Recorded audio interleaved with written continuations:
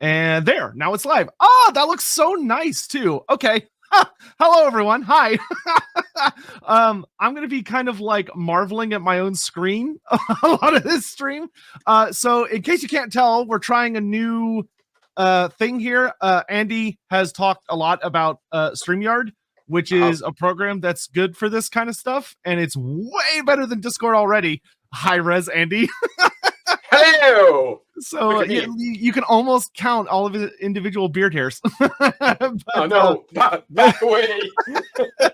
We're gonna try this. Y'all let me know if there's anything weird going on. Let me know if we sound good. So if Andy's loud enough and I'm loud enough, let me know, because this isn't through OBS. Like, I'm not using OBS at all, which is weird. So do let me know if there's any problems. Yeah, so hello, welcome back to Lorebeards. I was like, what do I call this thing? We are really excited for today, and we're really excited for what's coming after today as well. But as I said over on Twitter and the Discord and everything, we are going to be talking today about DMing, because something that I've actually been bugging Andy a lot about and figured would actually make for a good kind of public discussion is advice on DMing or GMing, depending on which systems you're playing, and kind of getting little bits of information from someone who actually knows what they're doing. Because I don't know if you've watched LAWhammer streams and then my Enemy Within streams, but there is a very noticeable quality difference in the GMing style. A GM who knows what they're doing, and the other one that's like, yeah, sure. Judging by the chat, I've got to change my name to Lawmaster here because it's really amusing everyone. So Lawmaster? I'm going to quickly do that while you. There you go. Yeah, let me just quickly do it. I like that. I like that a lot. That works. There we go.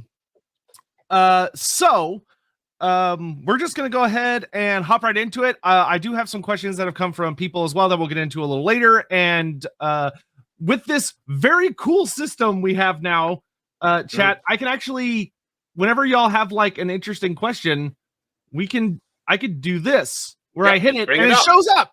And that's cool. Slick. It's so slick. Oh my gosh, I love that so much. That's really, really cool. So very, very cool. I don't know why everybody's saying oi. But all right, so let's get started. So I've got some questions I want to start with, and then we'll kind of get into more of the general things. But yeah, man, you can tell I'm super off my game because I'm more mystified with this system than anything else. New software. This is which am I mirrored? I am mirrored. Yeah. This is Andy Law, by the way. I don't know how you could be here and not know who he is by this point, but in the very unlikely chance that you don't, Andy Law is a fantastic human being on top of writer and cartographer and storyteller and writer and editor, and it kind of can just kind of keep going. But he is sort of one of the modern savants on Warhammer and all of its shapes and forms, which is wild. He makes me feel like I don't know anything, just as a frame of reference. So, yeah. Andy, if there's anything you want to say, just to kind of... I'll add a couple of things that are relevant to this. But sure. Yeah, I'll add a couple of things that are relevant to this particular stream. I have been GMing, DMing, storytelling, whatever the hell you want to call it with role-playing games for almost 40 years. I'm so old. I have been doing it for a very, very long time. And for those 40 years, a significant number, I was doing it terribly for one reason or another. You think you're doing well, but you realize there's things you can learn. As we reach my final, let's say, evolved state that I am in today, I wouldn't so much say that I'm a great GM, but what I am is a GM that knows what he likes. I'm a GM that tries to ensure that the players get what they like and that we have the maximum amount of fun as possible. And to give a single example on that, I originally was intending the LAWhammer streams, the ones that we're doing just now with Warhammer Fantasy Roleplay, to be completely different to the ones that we actually have just now. But the players just enjoyed the slightly more lighter-hearted tone, a lot more amusing than perhaps I originally planned it. So I pitched it towards them because it's all about ensuring everybody at the table has fun. Awesome. So I think the first question I have to kind of just take us straight into it and get into it is, so one of the hardest things and easily most intimidating, I think, for a lot of first-time GMs or DMs is when sitting down at a table and going, all right, I have a plan. There are things that I have designed for this session, or I'm working with pre-written stuff, and I know the path I want the players to take, but inevitably the players are not going to take that path. Every time. They're going to go there's going to be curveballs. How do you plan for what cannot be planned for? How do you adjust for that? You either don't or build a sandbox. I personally am a great believer in just winging it, as in just knowing the setting that you're in and thus adapting whatever it is that you present to what the players themselves are doing, and then being aware that as a GM, you're in a position where you can very easily channel them back towards whatever particular plot that you're looking for them to pursue.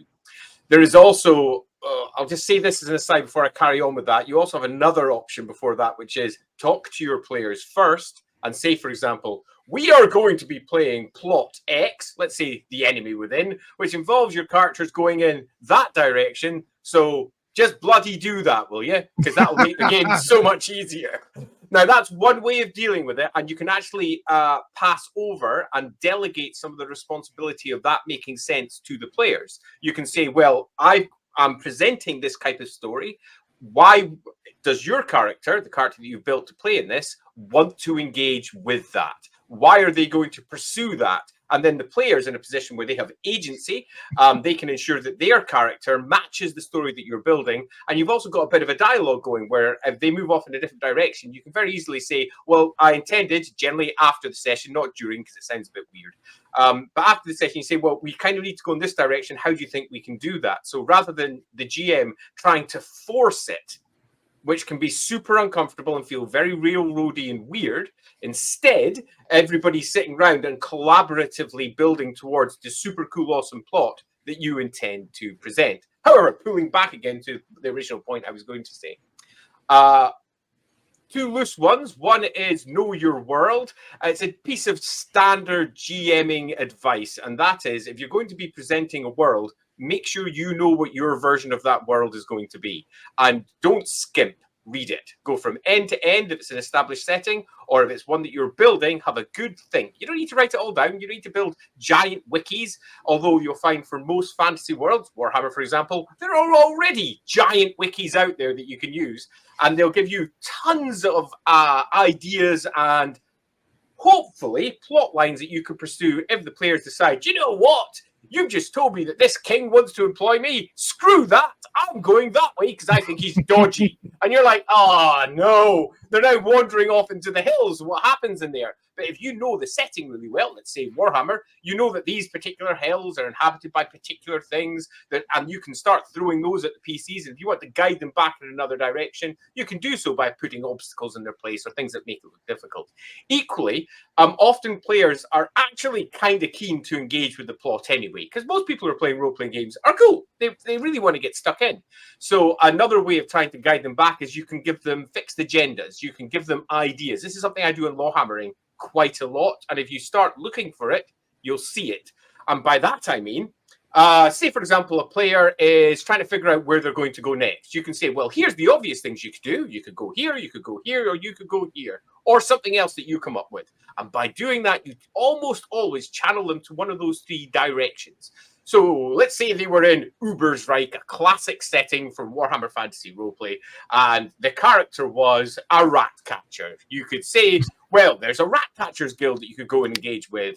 Your character may have a religious bent in one direction or another. You could go in that direction. And you know those locations already, so that's super easy for you to present should they go there. And if you are using a setting like, say, for example, Ubersreich, we wrote into that 2 adventure hooks for every single location in the game already. So as a GM, you've got all of the material sitting there ready to be played if you're in a position where you haven't got it all prepped already. And that's something else you can do, and that is be aware that your players are going to come up with some crazy ideas. and have a couple of things sitting on the back burner that aren't necessarily tied to any location. They're just things you can throw at the players to help guide them. They could be NPCs, they could be a variety of different locations that they could pass through, random events or events that appear random to the PCs at least, and you can throw them at the PCs to try and guide them back to where you want them to be. But really, ultimately, it's down to what sort of game you want to play. And if you're playing a relatively fixed plot line, I strongly recommend you sit down with your players at the beginning and say, we're playing a relatively fixed plot line. So let's figure out how we can best get there together to build the super coolest story that we can that makes us all go, yeah, that's freaking amazing. Yes. Which is generally a better way than just going, here's your characters, away you go, here's the plot, and they engage with bits of the plot. They get confused by other parts of the plot. Some of it makes no sense to them at all. They make up some random crap about the plot that you never intended because they see something, they go, well, that's it. It's clearly this giant, big, bad guy. Yeah, that's where we should be heading. And you're left going, really? Okay. And that's often where the best roleplay situations come from. The players create their own plots. They sit down and theorize and go, I'm quite convinced that all of these things are linked. And you're like, well, they are. Well, you know what? They could be. Yeah. Yeah, it's like, don't when you see your GM start writing things, going, no, you're on. Yeah, I'm not taking notes, honest. I see that you found that line that I left for you. So, kind of to bounce off that, yes. A follow-up question I would have then is, so like taking the Enemy Within as an example. Enemy Within is like, it's my first experience running a written campaign. So instead of me just creating, mine also. So instead of just like nice bridge. Yeah. So instead of just making stuff up in my head, and like because in prior campaigns I had taken my knowledge of the Warhammer world and tried to just run a campaign based off that, which was fun. Like, it worked great and it was a ton of fun. But this is my first time using pre-generated information, and it provides a lot of really interesting challenges. Especially if you're someone like me, where like you have to read something. I can't just read something and memorize it. I have to like read it multiple times, and then I have to like write it down to also get it to just stay. And even then, it's intimidating how much information is in these books. Like, even just not even including the companion books, but also including, like, it's a multi-part series. So like there's technically relevant information in the later parts on top of just the part you're in. So what would be your advice to someone that, like, someone has heard, they're watching LAWhammer, or they've shown up in the Lorebeards, or they hear about how awesome the Enemy Within is, and they pick it up and then they open it and they go, holy shit, this is so much text. How in God's name am I supposed to do this? Okay, so I am going to do a couple of suggestions that perhaps are not going to be welcome, but I'm going to suggest them regardless because it's useful. And then I'm going to add a couple of extra suggestions that will hopefully wrap that up and make it a bit easier. My first suggestion is know your Warhammer world, know what you want it to be. And if you don't have a version, that's cool as well, because the version that you present can be the version that's simply in the book. Easy. Next one, read it. Now, I know that's really obvious. Don't worry about parsing it or understanding it or getting every single subtle plot line or how you're going to portray it or present it. Don't worry about any of that. Read it like a story. One of the best things about a well-presented campaign book, whether it's The Enemy Within or anything else, it's just a damn good read. It should give you an idea of where the coolest, most memorable moments are. And this is something that I think, as a GM, you should always be aware of as you're reading through it, whichever one makes you go, that's so freaking cool. I'm really looking to see what that looks like. They're the parts that you should put maybe even a little post-it in, just to remember that you really liked that bit when you went by, because those are the bits that your natural excitement will also bleed through to the players as you present that bit, and they get, ooh, there's something cool coming. Look how happy the GM is. Everybody's enthusiasm will build off of each other. So just read it first, end to end. And if you can, read the whole campaign. And don't worry about remembering or understanding any of it. Most of the campaign books will have a quick summary at the beginning regarding the basic events. If it's the enemy within, the actual core plot for the first book is super simple. The second one, not too complicated, and so on until we hit the end. So that's the first step. Once you've done that, you'll have an idea whether you like it or not. There's going to be some parts that you're like, meh, that doesn't quite fit how I see Warhammer, or there'll be other parts that will just make you go, that's beyond anything I'd ever considered. That's the coolest thing I've ever read. Oh my fucking God, I'm really looking forward to doing that bit. And then you go back to the beginning again, and you don't worry about all the rest beyond the bits that you're going to be presenting next. So each session, even if you're running a long session, and most role-playing sessions rarely go beyond about 4 hours. Often they're in our modern environment, not more than 2. Sometimes for dedicated folks, there might be as much as 6, but normally it's not longer than 4 hours. And that's a surprisingly small amount of material in most pre-generated books. That's often not more than about 10 pages worth. And 10 pages worth is relatively easy to parse, relatively easy to get to grips with. You can work your way through those parts, and if you, when you're pacing the session and you're presenting it, if you think that the players are moving through it more quickly than you prefer, you can just throw some other random thing to engage them, an NPC to talk to them for a bit, a game that they can play on the side, something to do. So you don't need to worry too much about the bigger overarching plots. You just need to worry about the bit that's there. One of the great joys of a well-constructed, pre-written scenario is that it presents everything that you need to have presented in the text. If you're someone like me who perhaps finds it difficult to engage with text and read what's actually there, there's a variety of just general tips that I could throw in, like highlight the areas that you think are important. If your scenario doesn't call out the important parts with a different style of font, like for example, tests, make sure that you know where all the tests are. If in your adventure they're not marked, just put a little highlighter across it. Yes, I know that that's a crime if you're buying a book and you're writing any books. If you want to do it digitally, that's just as capable. And in fact, if you are GMing digitally, which almost everybody is these days, just copy paste all the bits into whatever note-taking software you have, and you can just have it on screen in the order that you require, all the cut paste pieces that you need right in front of you, because it's all been written already for you. That can really help too. So just to quickly sum on that, number 1, read the fucker. Pardon me if I'm not meant to swear, but I'm Scottish. Yeah, it's okay. You can say fuck here. It's all right. Read the fucker. And understand it as much as you can, but read it. And then go back to the first one and read the bits you need. If you're someone who finds that enjoys reading, read it multiple times, because then that will familiarize yourself with all of it. But don't worry too much. The biggest issue with many GMs is they get so caught up in trying to do it perfectly. Meh, don't worry about it. Just get stuck in, see how it works. And then when you hit session 2, you'll already have an idea of how the players will work through material. You'll have an idea of the things that you find hard or easy. And by doing that, you can modify your prep for the next time. And after each session, you don't need to take notes about how to do your prep. You just need to think of which bits am I finding harder, which bits am I finding easier, and concentrate on the bits you're finding harder, and make sure the bits you're finding easier are nicely done too. It's difficult to provide anything other than the most general of advice, though, because individuals, it's easy, because individuals say, I find this bit hard, and I can say, that's how to deal with that bit. But generally speaking, everybody finds some things easy and some things hard. Some people just read something once and that's it. They've got it. Other people need to read it like 12 times and they still no idea what's going on. And my general advice is, if you're one of those, is don't worry about reading the whole thing. Just read the small chunks that you need for the next session. A little bit like a teacher. You don't actually need to know everything. You just need to know everything that's going to be presented for that lesson. Yeah, and I definitely can reinforce the idea of like reading it through.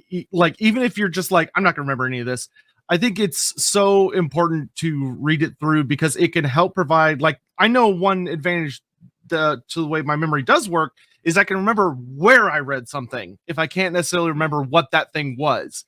So even if it's not, oh, I'm gonna have all of this memorized for next session, it's, if I forget something, or if I'm sitting there and having a moment of, oh, what's that thing? I know immediately where I can find it without having to pause and have to like reread the whole book. Because I think that's the important thing, is you don't want to have to like freeze frame. Right. So at the table, get stuck. I do have some loose recommendation there too. If you're at the table and you're desperate to get it right according to the book, but you can't remember where it is, just stop and realize it's a game. Any small minor detail that you make wrong isn't going to matter. That is now how it's presented in your world. Instead, I would suggest have post-its or some similar note-taking something for the key areas. But if you find yourself looking for something longer than just more than 5 or 10 seconds, even that is too long. Just make it up. You already know the general gist of the story. Do the stuff that you think is cool, and that will very much merge through. And I'll call out specifically LAWhammering, which of course you should go and watch. All of you people out there, see me rant and rave in a corner. Yeah, if you're not watching LAWhammer, then you're missing out on literally prime Warhammer content right now. Obviously, I agree with that.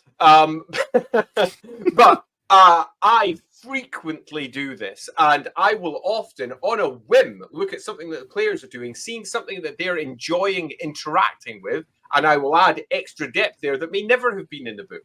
And I do that on purpose because it's all about entertaining everybody. Yourself, because you're creating cool shit that you love, and your players, because they're engaging with cool shit that's really entertaining them, and they're getting to work their way through. Now, entertainment doesn't mean it always makes them happy. Sometimes it'll make them sad. Sometimes it'll make them frustrated, infuriated, or confused. All of those can be entertaining in different ways because confusion can lead to later understanding as it all begins to slot into place. So don't think you're there to try and make everybody laugh or to make everybody super, super happy. You're there to be as entertaining as possible for whatever story you're creating. And you'll find that as you play, and the more you play, the more you'll understand what you enjoy and what they enjoy, and you can craft the world around that. Awesome. Yeah, on LAWhammering, there's an awful lot of... I mean, I've basically turfed out half the book. Well, and something, yeah, and what I've found has allowed me to feel like I'm getting more into comfortable shoes is when I am slicing parts out and replacing them with things that are like, okay, I understand this is the way this story is told, but this would be much more exciting for my players, or this would be relevant to something that, so like in my campaign, I didn't do the bounty hunter attack on the boat because for my party, they're like running around the city and doing stuff, and they have this whole thing with a Manticore plot going on. So I'm like, okay, he knows they're going after the Manticore because he's been tracking them this whole time. He's going to lure them into a monster cave where they think it's going to be there. Then he'll spring the ambush. So they're fighting amidst like bones, and the trap is different. But I still used like the burning oil, and I still used the characters, and that ended up being a really fun thing. It was different, but it was similar, and I think that's the important thing is using. I found for me, my anxiety went down significantly when I stopped thinking of it as, oh, I need to tell the story that's written on these pages, and instead just being like, I am loosely drawing. I am trying to tell the story inspired by these pages. Yeah, and I think that's the best way to view it. In fact, I'm busy finishing off actually an adventure called Ship of Fools, which is everybody can play this adventure. Doesn't matter what role-playing game you're using. And that all the way through it is very much make it up, do it your own way. The whole idea of a pre-written adventure is not to tell you how to do it, is to inspire you to make your own version. And on the LAWhammering side, to move back to that, my version of part 4, The Horned Rat, will take almost nothing from the printed one. The same will be the case for My Empire in Ruins. It's going to be a completely different setup because it's going to be a conclusion towards my campaign. And my campaign has had a different build-up to the one that might necessarily have been presented inside the official books. I'm going to have a much deeper tapestry to draw from than the books could ever potentially present. I mean, just at the very basics, you've got all the different prime estates in the Reichland, all the different ones in Middenland, and then the rest of the empire as well, all of which are engaging with each other in a variety of different ways, none of which are detailed inside any of the official role-playing game books because it's just too much information to present. Where slowly but surely it will come out in dribs and drabs throughout the course of my campaign, and then all of those loose threads will tie together at the end, one way or another. My emperor will be a different emperor to the one that's presented in the books. My version of all the characters will be a bit different. And that's how it depends for everybody's game at home. I have been working on Warhammer Fantasy Roleplay for a very long time. I've run entire chat communities for it. I used to run the Black Library community for Warhammer Fantasy Roleplay with some other moderators back in the early noughties. And every single person who says, "Hi, I'm playing this particular adventure. How would you do it? How would you do it?" Everybody answers with a different reply. Everybody's got their own take on what would be super cool. And often when someone's detailing how they present an adventure, you just look and go, that's nothing like how it was written. And that's awesome, because they're taking the inspiration from it and they're making it their own. They make it match their version of the Warhammer world in this particular case, and their version of the Warhammer world that the players have engaged with, which may be different to the canonical world by some significant measure. And that's cool, because it's in your own home, and it can be whatever version of Warhammer you want. If you want to have griffins flying through the air with, I don't know, squadrons of gyrocopters pretty much on a daily basis, great. If you want to have greater demons stalking through the streets of various Warhammer towns on an altogether too frequent basis, again, great. However, if you want it to be all dark and gritty and things like magic and big rune swords and all the rest are distant from the players, things that they might see at a distance and desperately wish they could get hold of, and then find themselves embroiled in a plot that's awful, equally, that's great. It's entirely up to you how you present your games at home, and you don't need to be enslaved by the setting. The setting is there to inspire you. Trust me, if you look at the actual official stuff Games Workshop produces, they are in no way tied down to what they have written previously. No. I think that's something that anyone who's read lots of Warhammer books knows. You read anything from the first edition of Fantasy Roleplay, it does not match the second, which does not match the third, which does not match the fourth. And that's because the studio itself has completely rejigged how different things work, as each edition has different requirements. And sometimes that means entire characters change, whether something like Eltharion, Blind Warder, Tori of Rest, or previous to that, Griffin riding Mighty Hero, and then, oh no, he's back to be a Griffin riding Mighty Hero again. Oh no, he's blind again. What's going on? And that's, if the studio can do it, so can you. Yeah, and I think probably the number one question I get where it's, I understand where the question's from, but it's kind of like, it's a question that you almost shouldn't be asking, is when people show up and they're like, hey, I'm running a role play game. I get DMs all the time, people saying, oh, I'm running a role play game and I'm thinking of doing X, or a player's thinking of doing X. Is that canon? Like, can I do that? And it's like, well, it's your story, so yeah.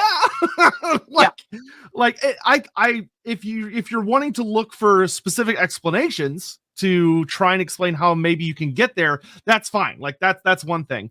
But probably the one thing that I worry about sometimes, because I've seen people have this, I guess, fear, which I can understand where it's coming from, is being like, oh, I'm scared of telling the story, and people being like, oh, well, that isn't how that would happen. It's like, well, if your player says that, they're being an asshole. So if you don't like it, leave the table. Yeah. So I think that's a really critical aspect of it, is if you want to go wild with it, go wild with it. Heck, I was just looking at some of the questions that were submitted for this conversation. There are a couple that I'm like, oh yeah, this is, there's one talking about, we have a question for someone that talks about asking how they would do a Warhammer specific question, but they're like, how would I handle turning an elf into a vampire? And it's like, yeah, we could speculate on that. If someone was like, would happen in my world? No, that would not happen in my world. But in your world, that could absolutely happen. And I could try and describe how vampires form normally, and you can try and extrapolate that information of, okay, well, how would that have an effect on an elf and stuff like that. Yeah, I think that's the really important thing, that I think and it's super understandable, because I think almost anybody goes through it when they're starting off, is being scared of like, oh, I have to tell this specific thing. It's like, no, it's just there to help you tell your version of the story. And as long as y'all are having fun, it literally doesn't matter. It's why, though, to return to the first question, it's why, though, I do suggest you read through the entirety of the adventure first, because then if you've got even the loosest idea of where everything's going because you've read it once, if you do make changes, you'll be loosely aware of the fact that that could have impacts later as well, which is why making sure at the beginning you do read through everything that you intend to play is strongly recommended. However, if you are someone who's going to find it difficult to go and purchase all of those books, if you're playing, say, for example, a 10-book setup, I fully understand if you don't do that. I think one of my regrets concerning The Enemy Within was because of the way it was produced, there was no way to do an entire campaign summary at the very beginning of the first book. And that was because the later books were still in flux, in a position where they were still being rejigged, reworked. And indeed, because I left before it was finished, the final versions are massively different to the ones that I was going to put in place anyway. So I'm really glad I kind of didn't put a summary at the beginning, because if I had it done, they'd have been left in a position going, well, now we're sort of bound by what's there. That sucks because we've got different ideas. And that's a good thing. So, yeah, don't be beholden to it. Run with it, enjoy yourselves, relax, and over the course of the sessions, you'll find what works best for you. Yeah, and Jock Diego, we kind of talked about earlier whether to read the entire adventure or just the part that you're on. It just depends on your personal style. I think most would recommend reading the entire thing. I would. Yeah, that way, when you're sitting there and something comes up, you can remember, okay, I need to get to this point eventually, and like this character might be important, because that can help inform decisions. In fact, I'll go a little bit further. If that is an intimidating step, which it can be because it's a lot of books, what you can do is just skim all the chapter headings in the contents. It gives you a very clear idea of where the story is going. It's almost a summary. The chapter headings, not just the chapters themselves, but all the individual headings within each one of the chapters. If you read through all of those, you get a strong idea of what's happening. If there's any that jump out and make you go, what does that mean? You can just dive to the specific page, read that bit and go, ooh. But that means that you can skim 5 books worth of content in minutes and have a very clear idea of what each one of those books is going to be doing. Yeah, and that's going to be helpful for any system. Like that's not even just for The Enemy Within. Like even if you're like inspired by like Critical Role or you're picking up some other new system that's wacky and weird, I think all of those translate very easily to those different ideas. Yeah, and you can definitely back that up because they are literally publishing stuff for different systems. Yeah, I was rereading Mask of Nyarlathotep again the other day, which is one of the most famous Call of Cthulhu settings. I worked quite a lot on that one. I did all the maps, I did all the handouts, and a whole bunch of other bits and bobs. The same applies there. If you work your way through all of the headings, each one of the chapter bits, and what's inside each one, it basically tells you the story in short form, and it's supposed to, because if you're a GM, you need to be able to find that information super fast if you're sitting in front of your players with a book, which means that generally speaking, the developers, people like myself who are putting these things together, we're looking for chapter names and headings and individual section headings that immediately tell you what they're about. They're not meant to be obscure. They're meant to be easy to access. So if, for example, you're playing The Enemy Within and you're playing a barge section and you're meant to be in a particular town, it should just say the bloody town's name as that chapter section. You can immediately jump over there and go, there it is there. And then you can look underneath that one and say what happens in it by just looking at each one of the individual headers. And that makes it super easy to reference while you're at play. But it also means if you're doing prep, it makes it super easy to find out what each one of those locations is supposed to be doing and what they do for the overall campaign without necessarily having to read everything. Awesome. So kind of pivoting into some more questions. So this one's more kind of GM specific, not for a particular system. And it's a question from Hawk, one of our lovely moderators. He's asked, how do you handle a party that specifically wants to be evil or villainous? Without making things too difficult for them, or like especially if you're putting in a setting that is more about defeating the bad guys, and also like kind of what are the pitfalls to watch out for if you're wanting to do the quote unquote evil campaign? Okay, so if this is your plan and this is your intent, as in you are playing an evil campaign, it's super easy. It's almost like any other campaign. You just need to decide what sort of species you are, what sort of cult, what sort of naughtiness that you're involved with, and then figure out an adventure that the players can engage with that works from there. One thing I would recommend on this loose side is that you've got to remember that evil people don't, strictly speaking, generally exist unless they are actually properly broken within their minds. Most people who are evil by most people's standards are personally good guys. They think they're doing the right thing. They are moving forwards towards what they believe to be the best outcome, the best goal that they can have. The world is not split into very simple 9 slots of alignment that D&D likes to pretend. That's a generally good guide for perhaps trying to understand how characters may act, but even then it's a bit broken because it doesn't really speak to proper people. Proper people are complex. They're difficult. What one person sees as evil, another person sees as not just acceptable, but normal. And the first thing you need to discuss when you're dealing with an evil party is, at your session 0, what does that mean? If you're in Warhammer, playing Skaven is leaps and bounds beyond playing humans or whatever. Equally, though, playing Dark Elves is completely different to playing something like Skaven. What each of these individual societies understand and respect and do not respect, what is right and what is wrong within these individual communities, needs to be understood before you can really engage with it properly. If not, it just turns into a bit of a murder hobo situation where you're wandering around just randomly stabbing things, and inevitably turns into, well, our game is either going to be weird because all the people who would stop them sort of don't. Yeah, They're all the NPCs are dead. And you know, they just sort of ignore it just so the game keeps on going, or alternatively, you're all going to be dead and imprisoned because you've really not done anything that's acceptable by anybody's standards. That being the case, you need to make sure that it's understood before you play what's going to happen according to the type of actions that they could take. Because if you start by saying, we're going to play ourselves an evil campaign, everyone goes, yay, we're all playing evil cultists, yay, oh, I'm an evil cultist, I stab him to death, yay, oh, the police coming, or what is it, the watch, or whatever. Oh, you're imprisoned, what? Yeah.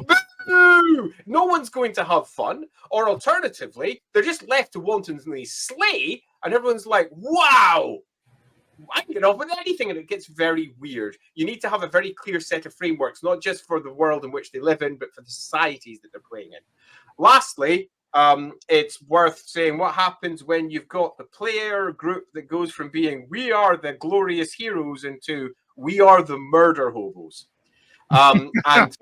And that can happen. It happens a lot, actually, particularly with campaigns where it hasn't really had a lot of session 0 or chat beforehand about where things are going. And one player just goes off the rails entirely and goes, well, I'll murder my way out of this. Yeah, especially if it's like a newer player. Yeah, totally. A very common one, for example, well, I've stabbed the shopkeeper. It's my shop now. Really? Yeah. You think that's how society works? Yeah. You've been caught stealing. The man says, I saw you stealing from me, give it back. And you're like, well, I stabbed him. It's like, okay, here we go. Here we go. And here comes the watch. And yeah, the easy way to say, oh, you can fix that simply by having a session 0 and understanding the world doesn't really work if you haven't done that. If you're halfway through a campaign and you've got players that are acting in a variety of ways that will be contrary to the way the setting works, because they should all be arrested, they should all be stopped, they should all be hung or whatever, but nobody wants that to happen to their PCs because boring. It's up to yourself how you resolve this. There are many different options. My preferred one is always talk to them. Always. Yeah. Not necessarily in the heat of the moment during the course of a session, because people can get quite defensive if their individual choices are questioned. They get quite antsy sometimes. They get a little bit, no, but I'm definitely doing this. And they start driving harder towards it, rather than allowing it to go without much resistance from anyone else, allowing some loose repercussions to hit so they're aware that trouble could be coming. And then after the session, sitting down and saying, you've done these things. This is what should happen. What do you think is a good way of resolving this? And letting them talk it through. Because most people are super reasonable. And if you give them the tools for their own destruction, for example, this is the sort of watch that's in the area. These are the sort of people who will respond. These are the sort of, I don't know, depending on your setting, the wizards who will be aware of what you've done because of the evilness that you have created or whatever it may be. The player often goes, oh, well, shit, I'm in trouble, aren't I? Well, this is going to happen and this is going to happen. I'm going to have to not do that thing, or I'm doomed. I'm going to have to do this one. And you can talk it through with them. That's generally speaking my first port of call. Always communication. The more you let something just go, the more it festers and becomes something that you are equally unhappy with. Yeah, and ultimately, good advice for all relationships, to be frank. Yeah, but totally. Yeah. You're all there to have fun. That's what it's all about. And if somebody has fun murdering their way through the world, it's not for you to say that that's wrong. It's for you to say that might not match the game that we're playing. That's fine. It's for you to say maybe you'd be better playing something else. That's also fine. And it's also fine for you to say that character is going to come to an end in this world. And I'll really love that you love this shit. But let's make sure that when that character does come to an end, the story that happens is super awesome. Because there's nothing wrong with having a broken murder hobo, because you can have them murder or die, or perhaps have a heroic end where they actually turn and become good at the end because of something they've done, and maybe a realization, or maybe they are just the worst and the players themselves hunt them down. And that means you can have yourself a lovely bit of PvP going on. People love that shit. Who doesn't like killing each other? It's loads of fun. I mean, often you'll find that some sessions, particularly when you're learning the rules, are let's just get our characters and beat each other up and see what happens. And people love that. They're like, yeah, stab, die. That's good because you're there to have fun. So communication, talking, and then don't try to tell them that what they're doing is wrong. Instead, try to show them how it works in your game and how that may not, the thing that they've created, work compatibly, but there's no reason that you can't incorporate it and make it cool. Yeah. Gromerdal, yes, Foundry is an excellent way to play Wolfrup. There is a wonderful gentleman whose name escapes me at the moment, who is a passionate fan of Wolfrup, who has been like Mooman. Yes, Mooman. He has been migrating everything on there. He does an insanely phenomenal job. So yeah, absolutely, I would recommend it. I will say though, utterly useless for my game because I've just rewritten the entire game. Yeah, so do keep that in mind.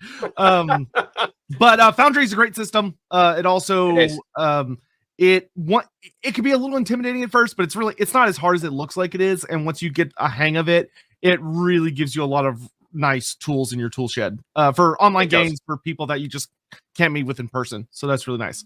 To kind of bounce off what Andy was saying, because I've actually played through a couple of evil campaigns. Like I have a campaign that's very near and dear to my heart that I was a player in that a friend of mine ran, where we were all we were playing a chaos campaign where I think I played a Nurgle Bray Shaman Beastman, and then we had a dark elf witch elf, a chaos dwarf, Demon Smith, and two other chaos cultists. I think one ended up being coordinate, one was undivided, and it was interesting. We were like evil, but we had objectives. Like there are things we were trying to do, and we were outcast from society. So instead of going into towns, we were avoiding towns. We were making our way north to get up to a chaos thing. And one of the things that our GM did really well for us is because we were the bad guys, we were dealing with a lot of other bad guys who were a lot bigger and scarier than us. Like massive armies and powerful warlords and greater demons and stuff. So while we were evil, it was a lot of the way we defined evil in our campaign was that we were all working against each other while working towards a mutual goal. We were trying to help get a warlord for a big campaign into the South. But the question was who was going to lead it. And we all had our different little cagey allegiances. One of us, I was Nurgly, so I wanted have a Nurgle warlord to try and twist it in Nurgle's favor, whereas we had a Cornate person who didn't want any kind of sorcerer to lead the campaign, and we were dealing with the Siege cult and all this other stuff. And so obviously it's going to be different everything, but for us, a lot of the fun of the evil was that it was almost purely PvP as far as political machinations went. And the last session was hilarious because we all killed each other in the end. Literally, indeed. Everybody but one player died in the last session, and it was all from us all of those plans coming to fruition, and it was hysterical. I've written an adventure I've written an adventure which sort of does that by design. Way back in the day. In fact, it should be up somewhere. I'll just go double check it. Way back in the day in Warhammer Fantasy Roleplay 2nd edition, there was a book called Knights, Darks, Masters, which was all about vampires. Yeah. And I wrote an adventure to support that book when we were going around conventions with it. And it was an adventure that was quite unlike pretty much any other adventure at that time, because most adventures generally are, here's your PCs, particularly if they're convention adventures, which is what this one was. Here's your PCs. You've got a job to go do your job. Here's a big fight, the end. Now, there's obviously all manner of versions around that, but mostly it's, here's your character, go engage with a bunch of set pieces, and you hit the end. This adventure instead randomized everything. There were 6 characters, but they all had random missions, and they all had random asides. And each one of these missions were, like, one of them was a vampire's thrall. One of them was a werewolf. One of them was... Cut a long story short, they all had their own individual goals, and all of the goals were designed to go off at the end of the campaign. And it was the end of the adventure, which was about a 4-hour adventure. And it always meant that the party got together, they were all about, ooh, and then boom at the end. And the most fun bit about that was not just the PvP and everyone fighting against each other and the betrayals and the excitement that came from that. As everyone went, you're a what? I'm a werewolf. Let's go, which is super fun. Yeah. It wasn't just that. I didn't know, as the person running it, who was what. Oh, that's exciting! And that's super exciting. I have no idea who each individual. That sounds like almost like just a really good self-contained board game. Yeah, it's so much fun as a GM. I played that adventure because it was designed to be an adventure that I could play tens of times and not get bored. Because if you're playing the same adventure again and again and again, boring. But I ended up playing this one at Games Day. We're talking before Warhammer Fest. So at Games Day, so there's like 10,000 gamers there, largely to play Warhammer and 40k at that point with little miniatures rather than role-playing. But the adventure was so over the top and awesome that we had a crowd of a couple of hundred sitting around watching us as I was standing up so that I could be heard by everyone, chatting away about all the craziness. And then doing Critical Role back before. You should have monetized it. Yeah, I should have ages ago. Go watch LAWhammering. But I should have done that ages ago. But that was all getting called out. And then as one of them reveals what they are, and they're they're trying to rescue the daughter of a local Morian chap.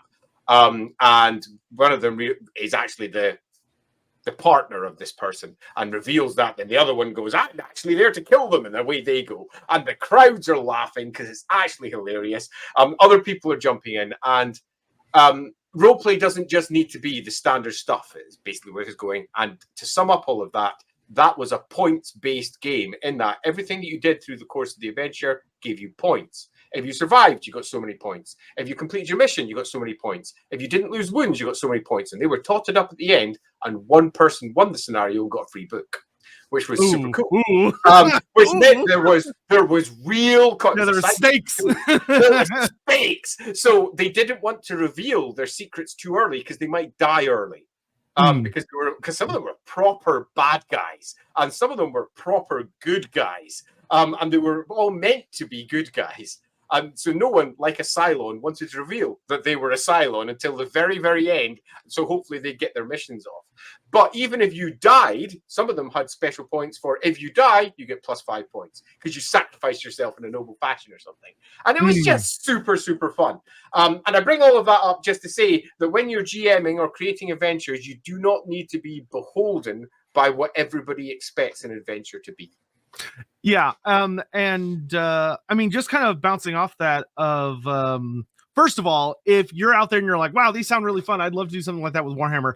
Honestly, the best thing I can always recommend, because it's so, even just reading through it, because it's so funny and can get ideas in your head, go read Children of the Horned Rat from 2nd edition on how to play a Skaven campaign. Those rules are hilarious. It is the most goofy campaign system that is purely like, literally, it's like every session, your goal is to backstab the other players as many times as possible without dying. It's hilarious. Because the important part there, though, is the without dying. Yes, yeah, you have to get the favor of the Horned Rat, but you have to be alive. Exactly. You have to be alive to use it. But to expand on what Andy says, which I think is really good advice for when you're working with players, is a lot of times you'll get a player that like wants to be the bad guy or or as kind of bouncing what Falcon says here, an improper good guy. Things that I've seen that are very not unusual in a campaign is you'll have someone being like, oh, can I be a dark elf in this like enemy within campaign, or can I be a chaos cultist, but I'm just not, maybe you are aligned with them, but more than likely you're from somebody else. And the answer is absolutely. But I think the whole thing of, session 0 with your GM, especially if you want it to be a secret, and B, for GMs, give them something to do. Like I think having that idea of, all right, here are your missions. Here are the things you're trying to accomplish rather than them just existing. Because if you're going to be kind of from a different cloth than the other players, having your own secret objectives, I think, is a really core part of that. And I'm not going to spoil who it is, but there's a character in LAWhammer who's kind of along that system of there's a character that's kind of working on secret objectives, which is awesome. You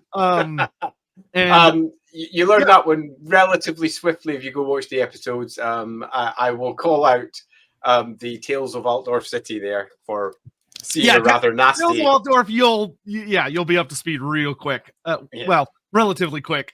There's a lot of Tales of Altdorf. There is. I'm halfway through that character's Tales of Ubersreich, and I'm like, what is happening? What is this? What are they doing? She proper went off the rails. Yeah, it is super off the rails right now. I'm really excited to see how it's going to end up. That's what I'm going to be watching when I get lunch today. Excellent.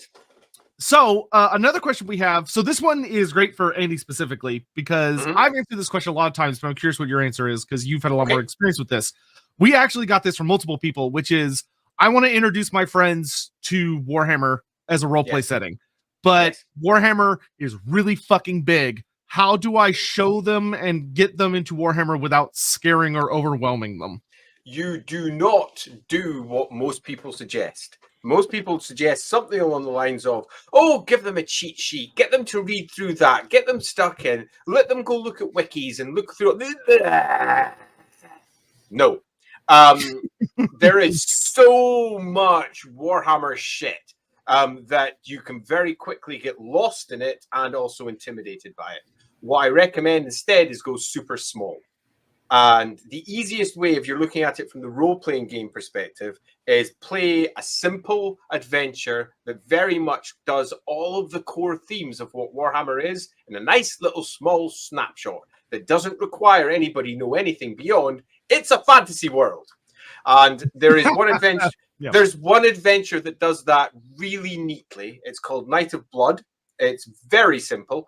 And the adventure was originally presented in White Dwarf a bajillion years ago. And it got updated for 2nd edition. And I updated it. Well, in fact, Lindsay, my wife, who also plays in our game, she updated it for 4th edition. And we put that up for free onto Drive-Thru RPG. So you can get Night of Blood for free. It's a short adventure. And it strikes to many of the core themes of what Warhammer is. Cultists, demons, beastmen, storms, mutants, all manner of fun things. It's a very first Go Track and Field story. Very first Go Track and Field story. In fact, it's very similar in some respects. It introduces all of that, and all you need to do is have a bunch of peasants walk into that who know nothing. They're out on the road. They don't understand any of the greater Warhammer world at all. They're a bunch of people who've never encountered any of this because they're just normal people, and everybody can play a normal person. So they can get themselves a gently handheld experience, and by the end of that, because the adventure is also pretty freaking cool, you can just simply say, did you enjoy it? The answer is almost always yes. And then once they've already got a buy-in, you can say, well, now that we're in, would you like to know more about it? And if you do, I suggest you read this like one-page thing that say in the starter set that sums everything up. You can then sum up anything you want about Sigmar, or if you want to talk about the basic core. Once you give them their first hit, I'll give you a little more. Give them a hit and then gradually introduce more. And that's going to do much more than, right, so we're going to be playing Warhammer. The Warhammer setting is like this, and this. And here's a big sheet that tells you about the main gods, how they work, what society is like, how witch hunters are, and all the rest. I mean, that's all cool. And yes, that is all super Warhammer, but it's also intimidating, dull as fuck. So I suggest just dropping in the deep end with a nice, simple scenario and then work from there. Yeah, that is excellent. And the other thing is, I think Warhammer in particular can be such a good setting to introduce people who haven't role played before or don't have a lot of fantasy experience, because it's uniquely, Warhammer is it's weirdly very grounded, while at the same time absolutely not, but a lot of the day-to-day stuff is very grounded.